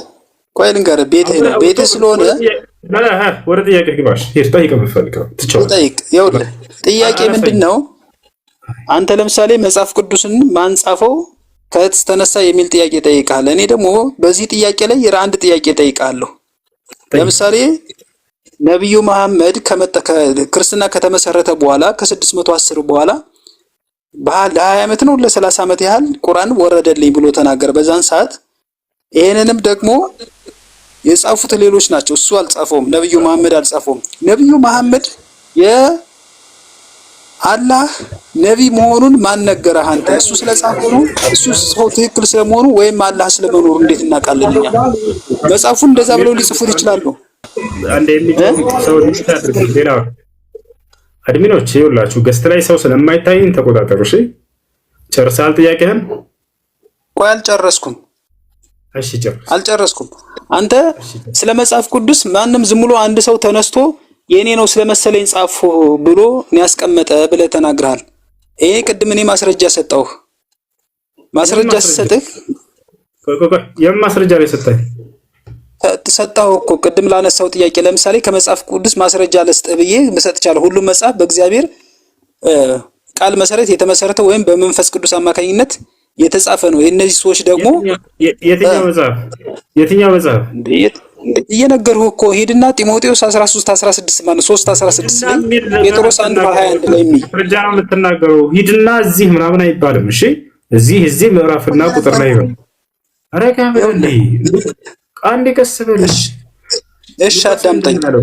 ስለጻፈው እሺ በአንተ ልነሳ እንደማመጥ አንዴ ረጋ። ሉቃስ ምን አለ ስለጻፈው መጽሐፍ? አዳምጠኝ ልጨርስና ትጠይቀኛለህ። በመሀል ለምን ትገባለህ? በፈጣሪ ስም አንተ የሆነ ሐሳብ አንስተህ የተሳስቀድም ከመጀመሪያ ጀምረህ እየተሳሳትክ በዚያ ላይ ጥያቄ ስትጠይቅ በምንም ታምር አልተሳሳቱም። ይኸውልህ ልንገርህ፣ መጀመሪያ ላይ አንተ መጽሐፍ ቅዱስን የጻፉ ሰዎች ዝም ብለው ስለፈለጉ ብቻ ስለመሰላቸው ነው የጻፍ ካልህ፣ አንተ ደግሞ ማስረጃ አለኝ። ቆይ እንጂ ማስረጃ አለኝ ስትል ይኸውልህ ማስረጃ አለኝ ነብዩ መሐመድ ቁርአን ከአላህ የወረደላቸው መሆኑን እሳቸው ተናግረዋል አልከን። ያኛው የቁርአን ቃል ለነብዩ መሐመድ መድረሱን እዛ ላይ የጻፈው ያን ቁጥር የጻፈው ማን ነው? ለምሳሌ መጀመሪያ ላይ ነብዩ መሐመድ ከሞተ በኋላ ከ60 ከምናምን ዓመት በኋላ ከታሪክ ከምናምን ተሰብስበን ጻፍ ነው ብለው ነው ያስቀመጡት። እናንተ ማስረጃው ተራ እሰጥሃለሁ፣ ጠብቀኝ። መጀመሪያ ላውራ። እንደሱ ብለህ አታልፍም። 50 ጊዜ አለፍኩ። አሁን አውጣ ማስረጃ። አሁን እኮ ላውጣ ልረጋበል። በቃ አውጣ ወደ ማስረጃ። ይኸውልህ አንተ ዝም ብለህ ማለት ነው ነብዩ መሐመድ ስለራሱ ነብዩ መሐመድ ራሱ ነብይ ስለመሆኑና ያላህን ቃል ማምጣቱ ማን አወቀ? አንተ አታወጣም ማስረጃውን ለተናገርከው። በጣም ብዙ ጊዜ ያለፍኩት አሁን ለተናገርከው ማስረጃ ዝም ብላ የተረት ቤት አይደለም ይሄ እንዴ። ነብዩ መሐመድ ካለፈ ከ60 ዓመት በኋላ ነው ቁርአንን የጻፉት። እንደሱ ላልከው ማስረጃ ወጣ ትልቁ ላይ ነው። ምን አታድርግ። የነገሯቸው የጨረሯቸው ውሸት ካለ ያን የነገሯቸውን አይደለም። በቃ አንተ ተናገርከው ማስረጃ አዳምጠኝ እስኪ። የአላህ ቃል ስለመሆኑ ነብዩ መሐመድ ስለሱ ስለመውረዱና አንተ እንድታወቅ አንተ አባባል እኮ እኔ ለምሳሌ የኔን የራሴን ጽፌ ለአንተ ባስተላልፍልህ ትቀበላለህ ማለት ነው። በዚህ አይነት አንተ እንዳንተ አባባል ማለት ነው። አውርድታል። ምንም ማድረግ አይቻልም ወይ ጥያቄ መጠየቅ አይቻልም። አውጣ ማስረጃ ተናገር። ክርስቲያኖች አንድ ነገር እንገራቸው። ወላሂ ላዚም ውሸት ነው የሚነግረው። አሁን ከ60 ዓመት በኋላ ነው የጻፉት የሚለው ዝም ብሎ ከራሱ እንዳይመስላችሁ ያለው የሚባል እኮ ለምሳሌ የኔን የራሴን ጽፌ ለአንተ ባስተላልፍልህ ትቀበላለህ ማለት ነው። አድሚን የለም እንደዚህ ቤት ከስትራይ ሰው አይታየኝም። ልጆች አንድ ኮፒ ሊንክ አድርጉ። ለማንኛውም ነብዩ ሰለላሁ ዐለይሂ ወሰለም ካለፉ ከ60 ዓመት በኋላ ነው የተጻፈው አለ። ማስረጃ አውጣ አዳምጠኝ። ነብዩ መሐመድ ሰለላሁ ዐለይሂ ወሰለም ከመምጣታቸው ከ600 ዓመት በፊት ክርስትና ተመስርቶ ነበር። ማስረጃ አምጣ አዳምጠኝ። ምንድነው የሚያዳምጠው? የምትናገረው ንግግር ሁሉ ማስረጃ እያሳያቸው ተይራቸው። አሁን ከ60 ዓመት በኋላ ነው ወይ ቁርአን የተጻፈው? ላ አይደለም። ቁርአን የተጻፈው ነብዩ ሰለላሁ ዐለይሂ ወሰለም እያሉ ነው። እሺ ክርስቲያኖች፣ ቁርአን የተጻፈው ነብዩ ሰለላሁ ዐለይሂ ወሰለም እያሉ ነው እንጂ እራሳቸው ካለፈው ከ60 ዓመት በኋላ ላ እንደዛ አይደለም። እርሳቸው በህይወት እያሉ ቁርአን ተጽፏል። ጸሐፊዎችም ራሳቸውም ተናግረዋል። ዘይድ ኢብኑ ሳቢት ራሱ ሲናገር የነብዩ ሰለላሁ ዐለይሂ ወሰለም ባልደረባ ምን አለ? ሰሃባው ኩና ኑአሊፉ አልቁርአን ዐንደ ረሱሊላህ ሰለላሁ ዐለይሂ ወሰለም አለ። ከነብዩ ሰለላሁ ዐለይሂ ወሰለም ዘንድ ቁጭ ብለን ቁርአንን ጽፍ ስናዘጋጅ ነበር። ራሳቸው ነብያችን ሰለላሁ ዐለይሂ ወሰለም ጻፍ እያሉት እዚያው በዘመናቸው በዚያው ነው እንጂ የተጻፈው ከ60 ዓመት በኋላ አይደለም። ምን ይሉ ነበር ነብዩ ሰለላሁ ዐለይሂ ወሰለም? ኡድዑ ሊ ዘይደን ፈልየክቱብ ዐኒ አልቁርአን፣ ዘይድን ጥሩልኝ ከእኔ ቁርአንን እየሰማ ይጽፍ ዘንድ ብለው የዛኔ እንዲጽፍ ራሳቸው ያዙታል። ይጽፍ ነበር። እርሳቸው ብቻ ዘይድ ብቻ ሳይሆን ሁሉም ሰሃቦች ነብዩ ሰለላሁ ዐለይሂ ወሰለም ጻፉ እንዳላቸው በሌላ ሐዲስ ላይ ተገልጿል። እክቱቡ ኩል ማ ተስመዑን ሚኒ ፈኢነሁ ላ የኽሩጁ ሚን ፈሚ ኢላ ሐቅን አሉ። ከእኔ የምትሰሙትን ሁሉ ቃል ጻፉ፣ ከእኔ አንደበት እውነት እንጂ ሐሰት አይወጣምና ብለው ተናገሩ። እሺ በሌላ ቦታ ላይ ሰሃቦችን እንደቤት አድርገው ሰሃቦችን በተቀሉ ነብዩ ሰሃቦችን በተቀሉ አንዴ ከይቅርታ ጋር ገስት ላይ ሰው ይታየኝ አድሚኖቹን ማውረዳቸው እና እስኪ በሆስት ዝም ብዬ አስገባ ተከስተካከለ እንደገና አንድ ጥያቄ ልጠይቅህ ወይ አንተ ጥያቄ ቆይ አንድ ጥያቄ ያለው ክርስቲያን ይቀጥል። እሺ ጥያቄ ምንድን ነው? አንዴ ታያቸው አልኳሽ ክርስቲያን ካሉ ይጠይቅ። አራኔ መስሎኝ ሰላም አለኝ። እሺ ለማንኛውም አንዴ ገስቱን እስኪ ልዝጋ። ይሄንም ለመዝጋት ኔትወርክ ራሱ ይፈልጋል። እንዲህ ያለ ልጆች ምን ይሻላል? ፍላይት ሞድ አድርገውና ላጥፋው አይደለ? ፍላይት ሞድ አድርገውና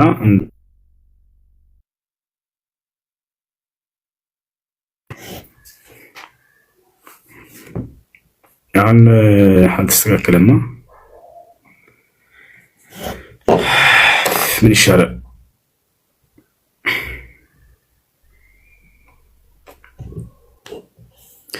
እሺ አንድ ሰው አስገቡ እስኪ። ገስት ላይ ሰው የሚታይ ከሆነ እንቀጥላለን። ምንም ለመቆጣጠር አይመችም። አያችሁ፣ መጫጫህ ነው የሚሆነው፣ መረበሽ ነው የሚሆነው። ይህ የሚሆንበት ምክንያት ምንድን ነው? ያለ ማስረጃ ስትናገሩ ጊዜ ቢያንስ ሰው እየተናገረ አይደለ? አሁን ለተናገርከው ማስረጃ አውጣ ሲባል ጊዜ በድፍረት ሊያወጣ የሚችለው ነገር ነው የሚናገረው። ሰላም ነው አልሐምዱሊላህ። አይ ቅድም የሆነ የሰማሁት ነገር ስላለ ነው ስትናገር። እሺ ምንድን ነው? አይ ክርስትናን ተመኑ ምናምን አላለም ብለሃል፣ እስልምናን ግን ተከተሉ ምናምን ብለሃል። በመጽሐፍ ቅዱስ ላይ እግዚአብሔር ክርስትና ሃይማኖት ትክክለኛ ሃይማኖት ነው ወይንም ክርስቲያን ሁኑ ብሎ ያዘዘበት ቦታ የለም እኮ። እስኪ እስልምና ሁኑ የሚል ካለ አሳየኝ፣ እኔ ለማወቅ ስለገባው ማለት ነው። ችግር የለውም፣ እሱን አሳያለሁ። በእስልምና ላይ የምትፈልገውን ጥያቄ ታነሳለህ፣ እመልስልሃለሁ። አምላክ አላህ ሱብሓነሁ ወተዓላ ቃል በቃል ትክክለኛው ሃይማኖት ከኔ ዘንድ የተወደደው ሃይማኖት እስልምና ሃይማኖት ነው ብሎ ቃል በቃል ተናግሯል። ሙስሊሞች ሁኑ ብሎ አዞናል። ከፈለኩስን አሳያለሁ። እሱ እኮ ቁርአን ላይ ነው አይደለ እንዴ? እና ከመጽሐፍ ቅዱስ ነው የፈለከው እኮ። አሁን እኮ ክርስቲያን ሁኑ አይል የምትል ከሆነ አንተ ከቁርአን ውጪ የሆነ ነገር ልታመጣ ይገባል፣ ወይ ከአይሁዳውያኖች ምናምን የሆነ ነገር ልትነግረን ይገባል። በቃ ከይሁዳዎች ላሳይህ፣ ከራስህ ከመጽሐፍ ቅዱስ ችግር የለውም። ላሳይህ።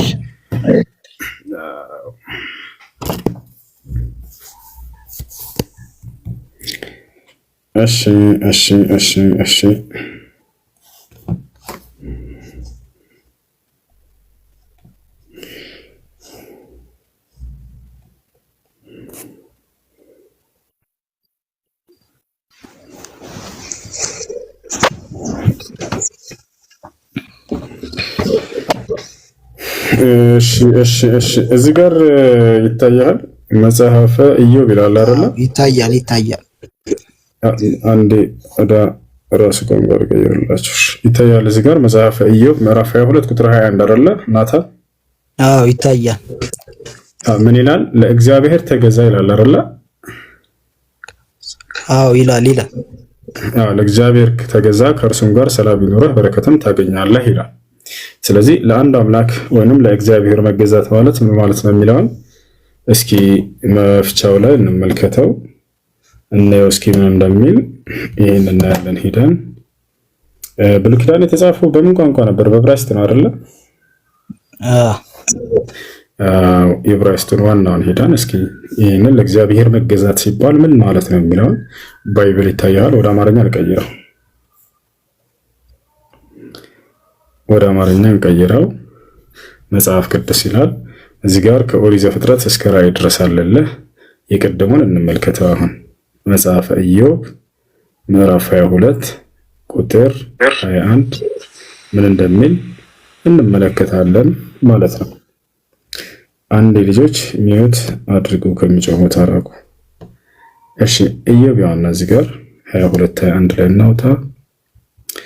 ኢዮብ አንድ ወደ አማርኛ ልቀይርላችሁ። ኢዮብ 22 አንድ ኢዮብ ይላል ይታያል። መጽሐፈ ኢዮብ ምዕራፍ 22 ቁጥር 21 እንመልከተው። ቁጥር 21 መልካም። መጽሐፈ ኢዮብ ምዕራፍ 22 ቁጥር 21 ምን ይላል? ወደ አማርኛ እንቀይረዋለን። ይታያል። እዚህም የሚለው ለእግዚአብሔር ተገዙ ከእርሱ ጋር ሰላም ይኖራችሁ እያለ ይናገራል። አሁን ሂብሩ የሚለው ላይ እዚህ ጋር እንገባለን። ዕብራይስጡ ላይ እያንዳንዱን ቃል መፍቻ ቃል እናገኛለን። እዚያ ላይ በለ ማለት እንደሆነ ለእግዚአብሔር መገዛት ማለት ሁሉም ነቢያት ለእግዚአብሔር ተገዙ ብለው ታዘዋል አይደል ናታን? ተብሏል። ያው እና እዚህ ጋር መጽሐፈ ኢዮብ ምዕራፍ 22 ቁጥር 21 ወደ ትይዩ ዕብራይስጥ ሂድ አለ። እንሄዳለን፣ ታዛዦች ነን። እስኪ እዚህ ጋር እንግባ። ለእግዚአብሔር መገዛት ማለት ምን ማለት ነው የሚለውን እዚህ ጋር እንመልከተው። ወደ አማርኛ እንቀይረዋለን። እሺ ለእግዚአብሔር መገዛት ማለት ምን ማለት ነው? እስኪ ወደታችን እንውረድ። እሺ ያው እና እዚህ ጋር ምን ይለናል መሰለ? ያት ምን ትላለች? እስከ መባስችን እስልምና ምን ማለት ነው? ለእግዚአብሔር በትክክል መገዛት ማለት እስልምና ማለት ነው ይለናል። ያ ሰላም! ይሄ ከቁርአን አይደለም ያሳየሁ፣ ከሐዲስም አይደለም ያሳየሁ፣ ከገዛ ከመጽሐፍ ቅዱሳችሁ መጽሐፈ ኢዮብ ምዕራፍ 22 ቁጥር 21 ማብራሪያው ላይ የዕብራይስጡ ላይ ሄዳችሁ ቀጥታ ስትሄዱ እስልምና ማለት ነው ለእግዚአብሔር መገዛት ማለት ብሎ አስቀምጦታል። ስለዚህ ሁሉም ነብያት ሙስሊሞች ነበሩ ማለት ነው በዚሁ መሰረት። ምክንያቱም ሁሉም ነብያት ለአንዱ አምላክ የሚገዙ ነበር። ለአንዱ አምላክ መገዛታቸው እስልምና ተብሎ ይጠራል። ሙስሊሞች ሁላ ነበሩ። ያው ሙስሊም የሚለውንም ቃል ላሳየህ። እዚችው ላይ ምን ትላለች? እናታን ምን ትላለች? ሙስሊም ይላል። አይዋ ይሄን ይመስላል።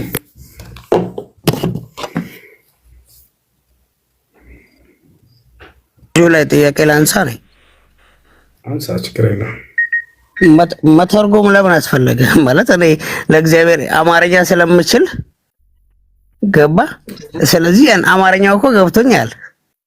ስለዚህ አሁን ትርጉሙ ላይ ተፈጥሮ ከሆነስ ትርጉሙ ላይ ስህተት የፈጠሩባችሁ እናንተ የኢትዮጵያ አማርኛ ሲተረጉሙ ጊዜ ነው። ዋናው ምን መሰለህ? እሱን የምታውቀው እነሱ ያን ዕብራይስጡን በቀጥታ ተርጉሞ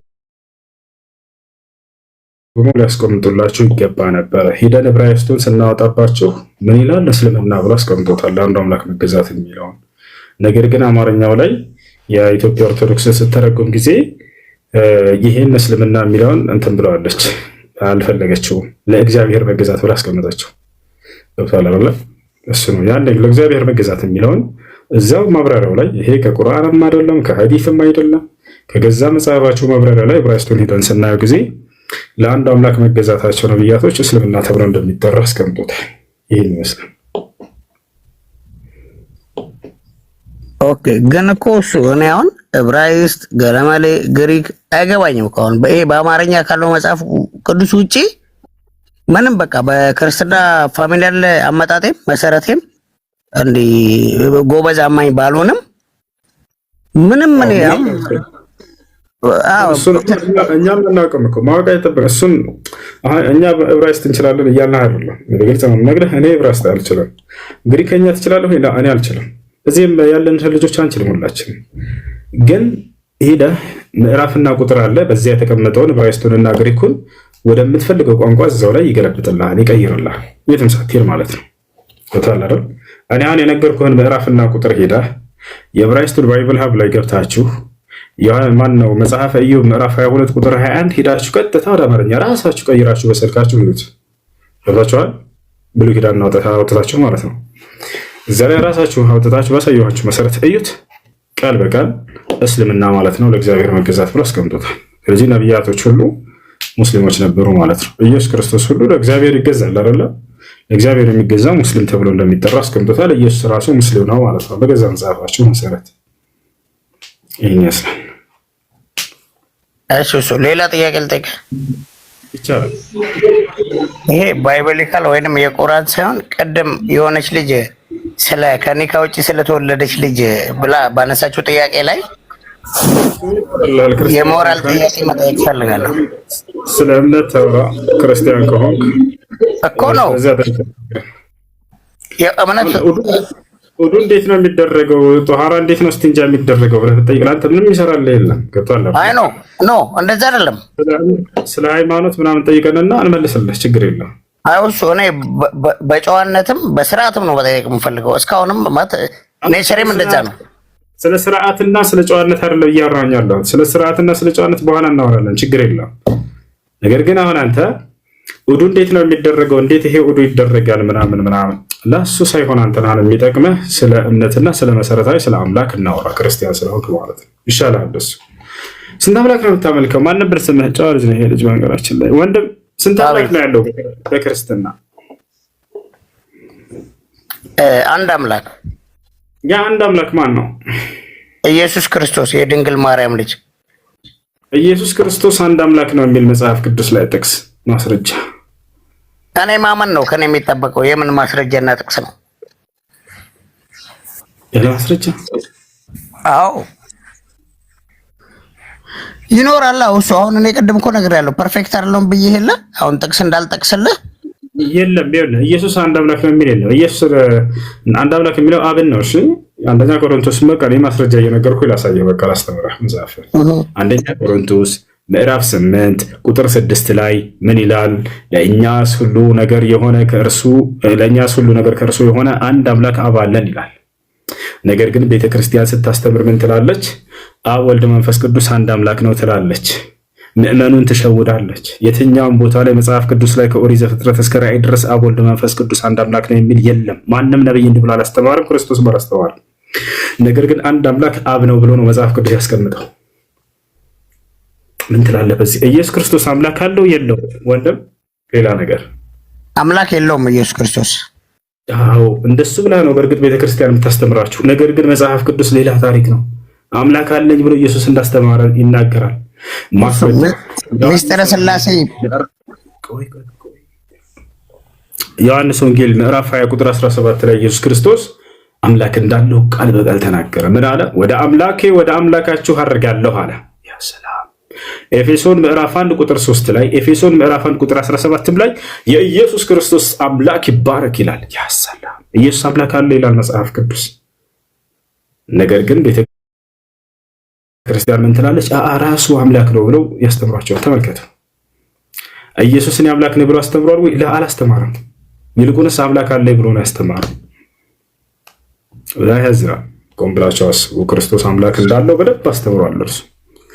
ታዲያ እሱ ምንድን ነው ከተባለ እኔ ከአምላክ ሰምቼ የምናገር ሰው ነኝ አለ ቃል በቃል። ዮሐንስ ወንጌል ምዕራፍ 8 ቁጥር 40 ላይ ኢየሱስ ክርስቶስ ወቱሪዱነ አን ተቅቱሉነኒ ወአነ ኢንሳኑን ቀድ ከለመኩም ቢልሐቅ አለዚ ሰሚዐሁ ሚነላህ አለ። እኔ ግን ከአምላክ ሰምቼ የምናገር ሰው ነኝ፣ እኔን ልትገድሉ ትፈልጋላችሁ? አብርሃም እንዲህ አላደረገም ተው ይላቸው ነበር። እኔ ከአምላክ ሰምቼ የምናገር ሰው ነኝ አለ። አንደኛ ጢሞቴዎስ ምዕራፍ 2 ቁጥር 5 ላይ ምን ይላል? አንድ እግዚአብሔር አለና አለ። ለአንድም ሶስትም እግዚአብሔር ላላ እንደዛ ይባል ሳቢል አንድ እግዚአብሔር አለና፣ ከዚያስ በእግዚአብሔርና በሰዎች መካከል ደግሞ አንድ መካከለኛ አለ፣ እርሱም ፍጹም ሰው ፍጹም አምላክ የሆነው ኢየሱስ ክርስቶስ ላ አምላክ የሆነው ኢየሱስ ክርስቶስ ላ ሰው የሆነው ኢየሱስ ክርስቶስ። የሐዋርያት ሥራ ምዕራፍ 2 ቁጥር 22 ላይ ጴጥሮስ ምን አለ? የናዝሬቱ ኢየሱስ ለእናንተ ለእስራኤላውያን የተገለጠ ፍጹም አምላክ ፍጹም ሰው ነበር። ላላላ እንደሱ አላለም። አምላክ ነበር ላላላለም። ለእናንተ የተገለጠ ሰው ነበር ኢየሱስ አለ ቃል በቃል። ቤተክርስቲያን ግን ምን አለች? ሰው ብቻ አይደለም ፍጹም ሰው ፍጹም አምላክ ነው አለች። እንደሱ ብሎ ኢየሱስ ክርስቶስ አስተምሯል ወይ? አላስተማረም። ታዲያ ከየት ነው ያገኛችሁት? መጽሐፉ የሚለው ሌላ፣ ቄሶቻቸው የሚያስተምሯቸው ሌላ። ቆም ብላችሁ አስቡ እንጂ ኢየሱስ ክርስቶስ ሥላሴ የሚባል ነገር አለ እኮ ሚስጥረ ሥላሴ መጽሐፉ ላይ የለም እንደሱ የሚል። ኦኬ ለአንተ ስለዚህ ይመጣለሁ፣ ችግር የለውም አንብብ። እናንተ ይሄንን እውነታ እንዳታዩና እንዳታነቡ በአይናችሁ ላይ የሚጋረዱበት ትምህርት ሚስጥረ ሥላሴ ይባላል። ክርስቶስ አምላክ እንዳለው እያስተማረ ይሄ በስጋው ነው እያሉ ይሸውዳቸዋል። ይወሳል አይደል? አምላክ አለኝ አለ ክርስቶስ። በቃ አምላክ አለኝ ካለ እርሱ አምላክ ሊሆን አይችልም ማለት ነው። ለአምላክ አምላክ ሊኖረው አይችልምና ቆም ብላችሁ አስቡ። ያ አምላክ ጭራሽ ብቻውን አምላክ ነው ብሎ ብቻውን ነው ብሎ ኢየሱስ ክርስቶስ ገለጸው በአምላክነቱ። ዮሐንስ ወንጌል ምዕራፍ 17 ቁጥር 3 ላይ አባት ሆይ ብቻህን አምላክ የሆንክ አንተ ነህ ብሎ ተናገረ። እንዲሁም የላከውን ኢየሱስ ክርስቶስን ያውቁ ዘንድ ይህች ነች የዘላለማዊ ሕይወት አለ። ብቻውን አምላክ ነው አለ። በቃ خلاص ብቸኛ ነው፣ አጋር የለውም። እና ይሄን ይመስላል። እሺ በእስልምና ምንድን ነው ኢሳ? በእስልምና ምን ኢየሱስ ኢሳ በእስልምና ኢየሱስ በቃ ልንገራችሁ። ሻዳም ደግሞ ወደ እስልምና እንሄድ እስኪ። በእስልምና ኢየሱስ ክርስቶስ ምንድን ነው? ከራሱ እስኪ ካፈጣጠሩን ጀምር። ኢየሱስ ክርስቶስ ወደ ስራው ወደ አገልግሎቱ ከመሄዳችን በፊት ካፈጣጠሩ ገና ስንጀምር ኢየሱስ ክርስቶስ እርሱ በራሱ ኢየሱስ ክርስቶስ ለዚህ ዓለም የአምላካችን ድንቅ ስራውና ተአምር ነው። ማርያምም ተአምር ነች። እንዲህ ብሏል ወይ? ቁርአን ማስረጃ አለው ወይ? አዎ፣ እኛ ባለ ነገር እንጂ በሌላ ነገር አንናገርም። በቁርአን ላይ ማስረጃ في سورة المؤمن قال سبحانه وتعالى وجعلنا ابن مريم وأمه آية አለ። የማርያምን ልጅ ክርስቶስንና እንዲሁም እናቱን ድንቅ ተአምር አደረኳቸው ይላል አላህ። ተመልከቱ፣ ኢየሱስም ተአምር ተብሏል፣ ማርያምም ተአምር ተብላለች። ተአምር ማለት ምን ማለት ነው? ከሰው ሁሉና ለማ አንዴ ይቅርታ፣ እሺ፣ ሌላ ጊዜ እገባለሁ፣ እጠይቅሃለሁ። በሆነ ጉዳይ ልወጣ ነው። አመሰግናለሁ ለነበረን ጊዜ። አይ መሻባ። እሺ፣ ስለዚህ ኢየሱስም ኢሳም ተአምር ነው፣ ማርያም ተአምር ናት። እንዴት ከተባለ ተአምር ማለት ከሰው ሕግና ልማድ የወጣ ነገር ማለት ነው። ከሰው ሕግና ልማድ የወጣ ስርዓት። ሁለቱም በሰው ሕግና ልማድ አይደለም እንትን ያሉት። እርሷም የወለደችው እርሱም የተወለደው የሰው ሕግና ልማድ በወንድና ሴት ተገናኝተው ይወልዳሉ አይደለ? ማርያም ግን ከዚህ ሕግ ውጭ ነች። ያለ ወንድ ብቻዋን እንድትወልድ የተደረገች ነች። ተአምር ነች አይደለች? ተአምር ነች። ኢየሱስ በራሱ ተአምር ነው። ምክንያቱም ማንኛችንም እኛ እናት ወይንም አባት ማነው ከእናትና ከአባት የተገኘን ነን። እርሱስ ያለ አባት ከእናት ብቻ ነው ተአምራዊ በሆነ መንገድ የተገኘ። አይሁዶች ግን ይህን ያስተባብላሉ። በዝሙት ነው የተገኘው ብለው ያስባሉ፣ ያምናሉ። አይታችሁ ከሆነ መጽሐፍ ቅዱስ ላይ አይሁዶች ከኢየሱስ ክርስቶስ ፊት ቆመው እኛስ ግን አባት አለን የዝሙት ልጆች አይደለንም እያሉ ያሽሟጠጡበት ነበር። አንተ የዝሙት ልጅ ነው ያሉት። ቁርአን ግን ለመሲሁ ታላቅ ክብርን ሰጠው። መሲሁ በዝሙት አልመጣም፣ እርሱ በራሱ ተአምር ነው፣ በተአምራዊ መንገድ ነው የመጣው ብሎ ተናገረ ማለት ነው። ያ ነው። ይህን የሰዎች ጥያቄ ያለቀጥል ታላቁ ዓሊም ሼክ ኢብኑ ዑሰይሚን ረሒመሁላህ ተዓላ። ኢብኑ ዑሰይሚን በዚህ ጉዳይ ባጭሩ ምን አሉ ወደሚለው ስንመጣ ጊዜ ጽንሱ የተጸነሰው ልጁ የሚሞት ከሆነ ሁለትና ከዚያ በላይ ዶክተሮች ይህን ነገር አይተው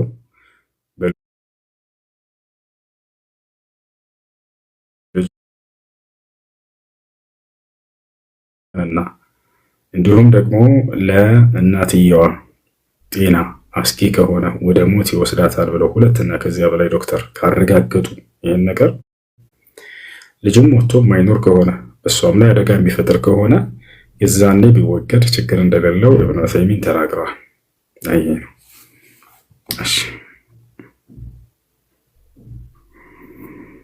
እሺ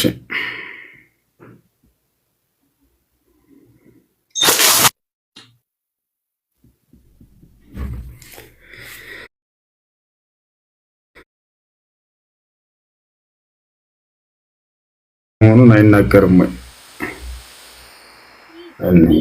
ጌታ ምንድን ነው? ጌታ ማለት መምህር ማለት ነው፣ አለቃ ማለት ነው፣ ሹመት ማለት ነው። የኢየሱስ ክርስቶስ በተለይ በመደረግ የተገኘ ጌትነት ነው። መምህርነትን፣ አለቃነትን፣ ሹመትን ነው የሚገልጸው እንጂ አምላክ ማለት አይደለም። የአምላክነት መለኮታዊነት ጌታነት አለ። በእርግጥ እርሱ የአንዱ አምላክ ነው። ያ አንድ አምላክ የተባለው ደግሞ አብ ነው። ኢየሱስ ክርስቶስ አባት ሆይ የሰማይ የምድር ጌታ አንተ ነህ እያለ ሁለት ቦታ ላይ ተናግሯል። እሺ ሰላም አለይኩም ሱልጣይቅ ሰላም ወራህመቱላሂ ወበረካቱ። እሺ ሁሱ እኔ ዛሬ 5 ዓመት ቁብ ገብቼ ነበር ኢትዮጵያ እና ከበርሻ? አዎ በጣም ከዚያ ኢትዮጵያ ላይ የሆነ ልጁ በምን ምክንያት እንደሆነ አልታወቀም እንትን አለኝ ገባክ የሆነ ካደ ስለ በቃ አልሰጥም ማለት ተወርሶብኝ ነው ምናምን ብሎ ማለት ነው። ከዚያ በክርክር 100 ሺውን አስመለስኩኝ። ያኔ በሪያል ነበር የላኩት ቢያንስ 23,000 ይሆናል ማክሲመም። ከዚያ 100 ሺውን ሰጥቶኝ ሌላውን አልሰጡኝም። በቃ ባስጠየቀ ምንም ቢልም ቢያሉኝ ዛሬ ላይ አሁን ከ5 ዓመት በኋላ አገኘሁትና ልጁን ሰጥሻለሁ አለኝ። እኔ አሁን በሪያሉ ብቀበል እንዴት ይታያል? ወይስ በዚያው ነው በብሩ ነው የምቀበለው? ያበደረችሽ በምንድን ነው? ምን አልከኝ? ያበደረችሽ በምን ብር ነው? አበድሬ ሳይሆን በቁብ ነው እኮ የዛኔ ካንጂ ኢትዮጵያ የላኩኝ ነው። በኢትዮጵያ ነው የጣልኩት እኔ በሪያል ሳይሆን በኢትዮጵያ። በኢትዮጵያ ከሆነ ብር ነው። በኢትዮጵያ በዛ ብር ነው የምትቀበዩ። በሪያል የተቀመጠ ከሆነ በሪያል ትቀበያለሽ። አይ እሺ ጀዛክ ሰላም አለይኩም። ወአለይኩም ሰላም ወራህመቱላሂ ወበረካቱ። እንዴት ነህ? ደህና ነህ? አለሁ አልሐምዱሊላህ። አንድ 3 ጥያቄ ነበረኝ። እሺ አንደኛው ስለ በቴሌብር አንዳንድ የሚቸገሩ ሰዎችን በጭማሪ አድርጎ መቀየር እንዴት ይታያል? ወለድ ነው። ኩሉ ቀርድን ጀረ ነፍዐን ፈሁወ ሪባ። ማንኛውም ትርፍን ያስገኘ ብድር አይነት ሁሉ ወለድ ነው። ስለዚህ አይሆንም። ነገር ግን ስጦታ በሀዲያ መልክ ሰውየው ጨምሮ ቢሰጠው ችግር ምንም ስምምነት ሳይኖር በመካከላቸው ማለት ነው። ግን ከራሱ ፈቃድ ሀዲያ አድርጎ ሰጠው። ለምሳሌ ጥሬ ብር 1,000 ብር ሰጠኝ። እኔ ጥሬ ብር የለኝምና የተስማማ ነው 1,000 ብር ብቻ ልሰጠው ነበር። ነገር ግን ሰውየው አሳዘነኝ ወይንም ደግሞ ልጨምርለት ፈለኩኝ መልካም ስለዋለልኝና 2,000 ብር አድርጌ በስጦታ ሰጠሁት። ስምምነት ግን አላደረኩም ከርሱ ይሄ ችግር የለም። ነገር ግን 1,000 ጥሬ ብር ስጠኝና 2,000 ብር አድርገህ በአካውንት አስገባለህ የሚል ስምምነት ካለ ይሄ ነው ወለድ የሚሆነው። እሺ ሁለተኛ ደግሞ ግዴታ ሆኖብን አሁን ቴሌብር ያልኩ በማዲያዎች አካባቢ ነው። እንደዚሁ ትርፍ ተቀብለው ነው ከኛ ትርፍ ወስደው ነው የሚያስተላልፉት። እንደገና ደግሞ ግዴታ ሆኖ የሚሆነው ሁለተኛ ደግሞ በትራፊኮች አካባቢ ላይ ስለ ሙስና ማስጠት ጋር የተያያዘ አብዛኛው የኛ ሰዎች ራሱ እንደዚህ አይን ባይን ይቀበላሉ ምንም ሼም ሳይዛቸው እና ተቀባዩ ግዴታ ለሙስና ሰጭና ተቀባይም ልክ እንደው لعن الله الراشي والمرتشي ነብያችን ሰለላሁ ዐለይሂ ወሰለም ሙስና ሰጭን ተቀባይ አላህ ረግሟቸዋል ብለው አይቻልም። እሺ ስለ ሁሱስ ስለ ትንሳኤ በራሱ የሚበራው ጧፍ እንዴት ሊበራ ቻለ ብለህ ታስባለህ? ካወቅከው ብታስረዳኝ። ይህ ውሸት ነው እንዴ ያለን ትላቸዋለህ። ሲጀመር ትንሳኤ የሚባል ነገር የለም። ኢየሱስ ክርስቶስ ተደረገ ውሸት ነው። አንዷን ጨምራት ያ ኢየሱስ ክርስቶስ ትንሳኤ ሲያደርግ ያለው አንድ ሰው አንድ ምስክር የሐዋርያ ምስክር አምጡ ተብለው መልስ አጡ። በቃ ውሸት ነው። እሺ ስለዚህ ክርስቶስ ትንሳኤ አድርጓል ምንም አይነት ነው። በተለምዶ ከማወቂውም ካለማወቂው የተወረሰ ነገር አለ። ያው አንዳንድ ነገሮች አሉ በቁርአን ላይ ስለ አህያ መጮህ፣ ስለ ውሻ መጮህ ምናምን ዶሮ መጮህ በቁርአኑ በሐዲስ ውስጥ ያው የሰማው ይመስለኛል። ከሩቅ ደግሞ የምትጮህ አልፎ አልፎ አንዳንድ ወፍ አለች እና ሰው ሊሞት ሲል ነው ይላሉ። ይሄ ነገር እንዴት ታያል? ውሸት ነው። ጉጉት ስትጮህ ሰው ሊሞት ነው ምናምን ውሸት ነው። ቦማ ትባላለህ። ውሸት ነው ወንድም። እና ከኛ አፈ ታሪክ ነው ተረት ተረት ነው ምናምን ስንል እኛ የለመድነው ያወቅነው ነው እናንተ ምን ታውቃላችሁ እያሉን ቤተሰብ ዝም በላቸው፣ ተሳስተዋል። ይሄን ነቢያችን ሰለላሁ ዐለይሂ ወሰለም ከመምጣታቸው በፊት ሰዎች እንደዚያ ብለው ያስቡላ ነበር። ነቢያችን ሰለላሁ ዐለይሂ ወሰለም ስህተት እንደሆነ ገልጸዋል። ጀዛከላህ ኸይር አያያኩ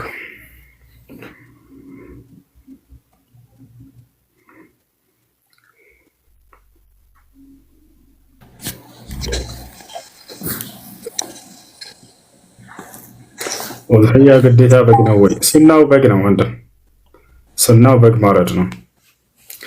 ነገር ግን ከፍ አድርገው ሰዎች ከብትን ቢያርዱ ወይንም ግመል ቢያርዱ ወይንም ፍየል ችግር አይኖረውም። ሱና ግን ከሆነ በግ ነው።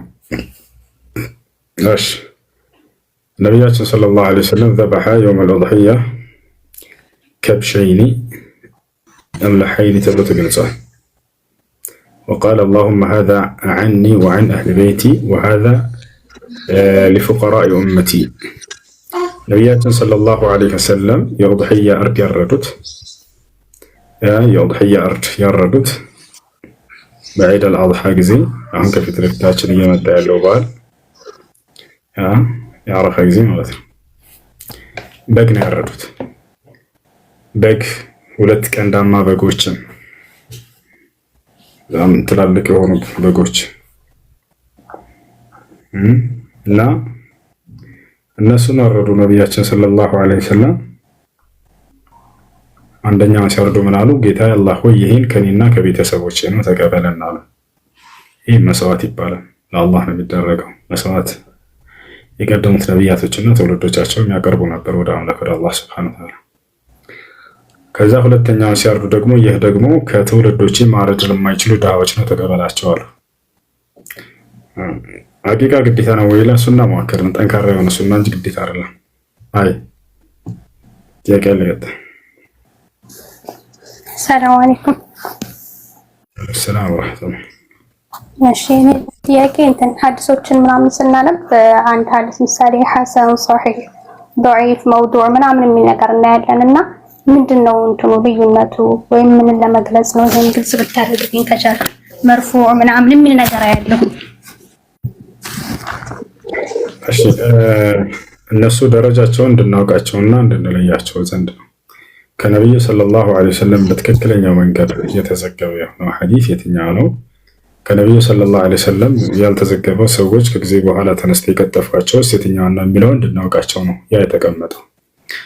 ሶሒህ የሆነ ነቢያችን ሰለላሁ ዐለይሂ ወሰለም ጋር መትኑም ሰነዱም በትክክል የተዘገበ የሆነ ከሆነ ሶሒህ ተብሎ ይገለጻል። ታቻን እነኛ መትኑ ትክክል ነው፣ ከእርሳቸው ተገኝተዋል።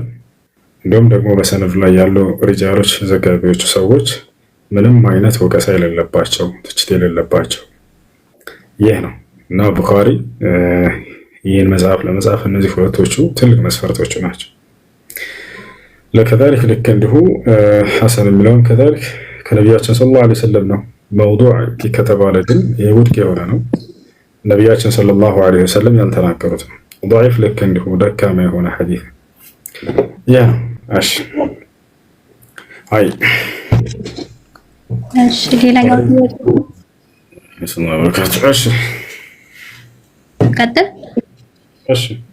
እሺ ሌላኛው ጥያቄ ደግሞ ፊርቃን በተመለከተ ምሳሌ 73 ፊርቃ ምናምን የሚል ነገር አለና አዲስ ፊርቃዎች ምናምን ሲመጡ ምሳሌ 1 2 እያሉ መቁጠር ይቻላል?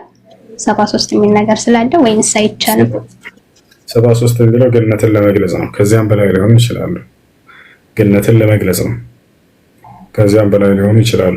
ስለዚህ ነቢያችን ሰለላሁ ዐለይሂ ወሰለም ወሰተፍተሪቁ ኡመቲ ዐላ 73 ፊርቃ ኩሉሃ ፊናር ኢላ ዋሂዳ ሲሉ ጊዜ ገነትን ለመግለጽ ነው እንጂ ከዚያም በላይ በጣም ብዙዎች ሊሆኑ ይችላሉ። ይመስል ከዛ ደግሞ ተየሙም በተመለከተ ውሃ ከሌለ ጀናባንም ቢሆን በተየሙም ማውረድ ይቻላል ተብሏልና ለጀናባ የምናደርገው ተየሙም ለሰላት ይሆናል ወይስ እሱ ለጊዜ ነው ተየሙም ማድረግ ያለብን? ግልጽ ብታደርጉ። ምሳሌ ጀናባንም ስናወርድ በተየሙም እንችላለን አይደለም? እና ምሳሌ ጀናባ በኋላ ሰላት ቢኖረን በተየሙም ጀናባን አውርደን በዛ ተየሙም ሰላትን መስገድ እንችላለን ወይስ አንችልም? ትችላላችሁ። በነቢያችን ሰለላሁ ዐለይሂ ወሰለም ጊዜ ሰሃቦች ከዕለታት አንድ ቀን ብቻቸውን ከነብዩ ሰለላሁ ዐለይሂ ወሰለም ተለይተው የሆነ ቦታ ወጡ። የተወሰኑ ሰሃቦች ሰፈር ወጡ። በተጓዙበት ሰፈር ላይ መሸባቸው። ከዚያም ተኙ። ልክ ጠዋት ሲነሱ ከመካከላቸው አንዳቸው ሰሃባ ጀናባ ሆኗል። የዘር ፈሳሽ አይቷል በህልሙ። ሻወር መውሰድ አለበት ደግሞ የሰው ልጅ መንይ ካየ ማለት ነው። የዘር ፈሳሽ በእንቅልፉ ወይም ከሚስቱ ጋር ከተገናኘ። ታዲያ በዚህ ጊዜ ይህ ሰሃባ ምን እንደሚያደርግ አላወቀም። ምክንያቱም ስለ ትጥበት በጀናባ ላይ ትጥበት አለባቸው የሚለውን ገና አልተማሩም ነበር ሰሃቦች። ነገር ግን ውዱ ማድረግ እንዳለባቸው ተምረዋል። ማለት ተይሙም ማድረግ እንደሚቻል ውዱ ከጠፋ ከሌለው አንድ ሰው ውሃ በሌለበት ቦታ ላይ። ነገር ግን ጀናባ ቢሆኑ እንዴት ትጥበት ማድረግ እንዳለባቸው ውሃ በሌለበት ቦታ ላይ ገና አልተማሩም። ታዲያ ይህ ሰሃባ ምን ቅያስ አደረገ?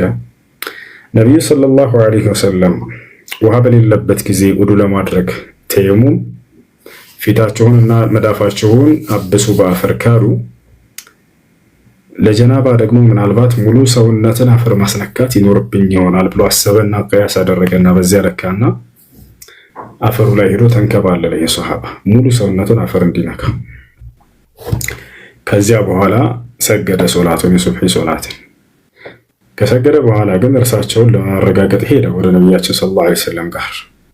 ልክ ከጠዋት በኋላ ከሄዱ በኋላ ነብዩ ሰለላሁ ዐለይሂ ወሰለም ጋር ነገራቸው የሆነውን ጉዳይ። አንቱ የአላህ መልእክተኛ ሆይ ሰፈር ወጥተን ሳለን ጀናባ ሆንኩኝ፣ እርስዎ ደግሞ ውሃ በሌለበት ጊዜ ውዱ ለማድረግ ብትፈልጉ ተየሙም አድርጉ፣ ፊታቸውንና እጃቸውን አብሱ ብለውን ነበር። ለጀናባ ከሆነ ደግሞ ሙሉ ሰውነቴ አፈር መንካት ይኖርበታል ብዬ አስቤ ተንከባለልኩኝና አስነካዊ ሰገድኩ አላቸው። فضحك النبي صلى الله عليه وسلم ነብዩ ሰለላሁ ዐለይሂ ወሰለም በዚህ ጊዜ ፈገግ ያሉ፣ ሳቁ። ከዚያ ምን ማድረግ እንዳለበት አስተማሩት። ምን አሉት? إنما كان يكفيك أن تضرب بكفيك على الأرض الطاهر فتمسح بهما وجهك وكفيك من الأعلى. عند الزيام كبار لا يتبك بهم نبر تاليس إلى قدس بمدافع نزوها فرن متى أدرجه بأرسو في تهننا يجوتشهن يمان بمدافعوتشهن وجكفل النزيهن بزي ما بس يبقى نبر عرفت. سلازي كذي من الرداء وهبل يلبس سفرة ውዱ ለማድረግም ሆነ ከጀናባ ለመታጠብ አንድ አይነት የተየሙም ስርዓት ነው የሚሆነው ማለት ነው። እሱ ምንድነው? ቢስሚላህ ትሉና አፈር ትመቱና ከፈለጋችሁ ማረጋፍ ትችላላችሁ፣ ከፈለጋችሁ አለማረጋፍም ትችላላችሁ። ቢስሚላህ ብላችሁ ንጹህ አፈር፣ ከዛ ፊታችሁን እንደዚህ፣ ከዛ ይሄን የቀኛችሁን በዚህ በግራችሁ እንደዚህ፣ ይሄን የግራችሁን ደግሞ በዚህ ያገዛችሁ እንደዚህ ማድረግ አለቀ። ለውዱም ለጀናባ ትጥበትም አንድ አይነት የተየሙም ስርዓት ነው የሚደረገው ማለት ነው። ገብቶሻል? ጀዛከላህ ኸይር።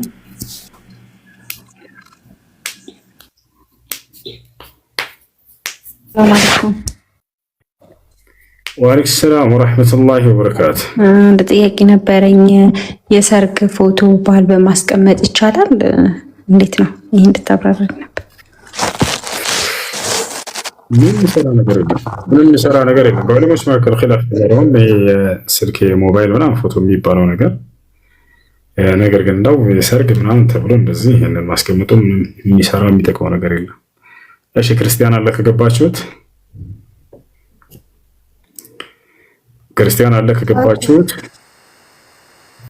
ወአለይኩም ሰላም ወራህመቱላሂ ወበረካቱ። አይሽ ጥያቄ ነበረኝ። ምን ይላል? እንትን ዘካተል ፍጥር አመለጠኝ። እኔ ስራ ቦታ ነበርኩኝና አሁን ያ ነገር እንዴት ነው ማውጣት የምችለው? የረመዳን ያለፈው ማለት ነው። አሁን መስጠት ባስታወሽበት ጊዜ በፈለቀ መልኩ ነው መስራት ያለበት ሰውየው። አዎ ዘካተል ፍጥር 3 ኪሎ ሩዝ ገዝተሽ ስጪ። ረስቶ ከሆነ ሰው ያለፈበት የረሳ ሰው ተወቃሽነት የለበትም። መርሳት የሰው ልጅ ባህሪ ነውና ስለዚህ ባስታወሰበት ጊዜ መስጠት ነው ያለበት። 3 ኪሎ ሩዝ ገዝተሽ ለማማ ፋዲስ ጫትሽ ሰፈር ላይ ለሚገኙት 3 ኪሎ ማለት ባለውበት ሀገር ሲታሰብ ነው። ሳሪኒ ሳውዲ ነው መኖራው ያኔ። አዎ ባለሽበት ሀገር በየብሩ ከሆነ 3 ኪሎ ዋጋ ሂሳብ ነው የምሰጠው ነው ማለት ብሩን ለሰደቃ ከሰጥኩ ማለት ነው። 3 ኪሎ ሩዝ ይኸውልሽ ለሰፈርሽ ላሉ መስኪኖች ካሉ 3 ኪሎ ሩዝ ገዝተሽ ለአንዱ ባንጋሊ ስጪው። እሺ طيب ሌላ ጥያቄ አለኝ። ቀጥል። እሺ አሁን ላይ ያው ብዙ አፖች ገንዘብ ይሰራሉ ምናምን የሚባል ነገር አለና በነዛ ዙሪያ ላይ ያ ይሄ ነገር ሐራም ነው ምናምን ስንል ለቲክቶክ ዩቲዩበር እየከፈለ አይደለም ወይ? እሱ ስለምን ሐራም አልሆነም ይላሉና እዚህ ዙሪያ ሐሳብ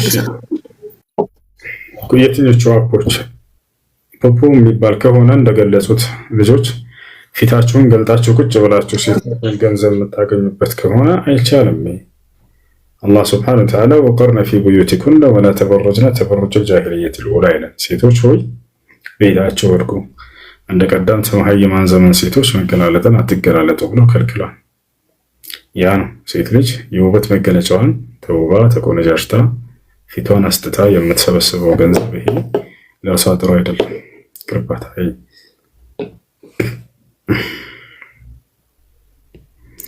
እሺ ሰላም አለይኩም። ወአለይኩም ሰላም። ሶስት አንድ ጥያቄ ነበረኝ። እሺ ጥያቄ ምንድን ነው? ንቅሳት እንዴት ይታያል? ንቅሳት ሐራም ነው፣ ክልክል ነው። ነቢያችን ሰለላሁ ዐለይሂ ወሰለም ከልክለዋል። لعن رسول الله صلى الله عليه وسلم الواشمات والمستوشمات. يا الله ملكتني أنا صلى الله عليه وسلم نكسات نكاشننا አይ ሳልሰልም ነበር መጀመሪያ የተነቀስኩትና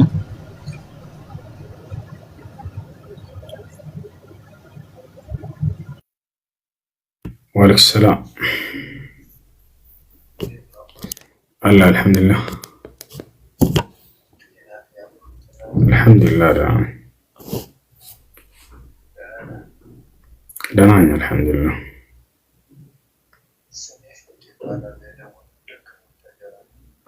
عشان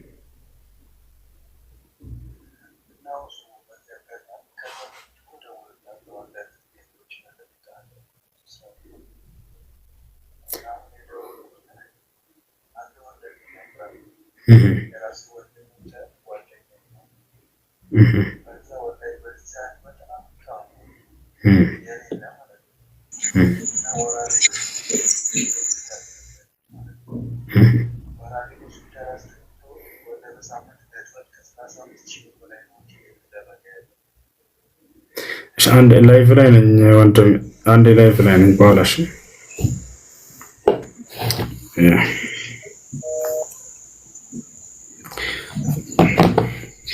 እሺ። ለማንኛውም ሳልሰልም በፊት ነው ያልከው ወንድማችን። እሺ ሳትሰልም በፊት በሰራው ስራ አትወቀስበትም፣ አላህ ይጠይቀህ። አላህ በሰለምክበት ግን ያለፈ ወንጀልህን ሁሉ ምሮልሃል። ነገር ግን አንተ ከሰለምክ በኋላ ያ ታቶ ካለ ማስጠፋት የምትችል ከሆነ አስጠፋው። ማስጠፋት የማይቻል ከሆነ ምንም ወቀሳ የለብህም፣ ችግር የለውም። እሺ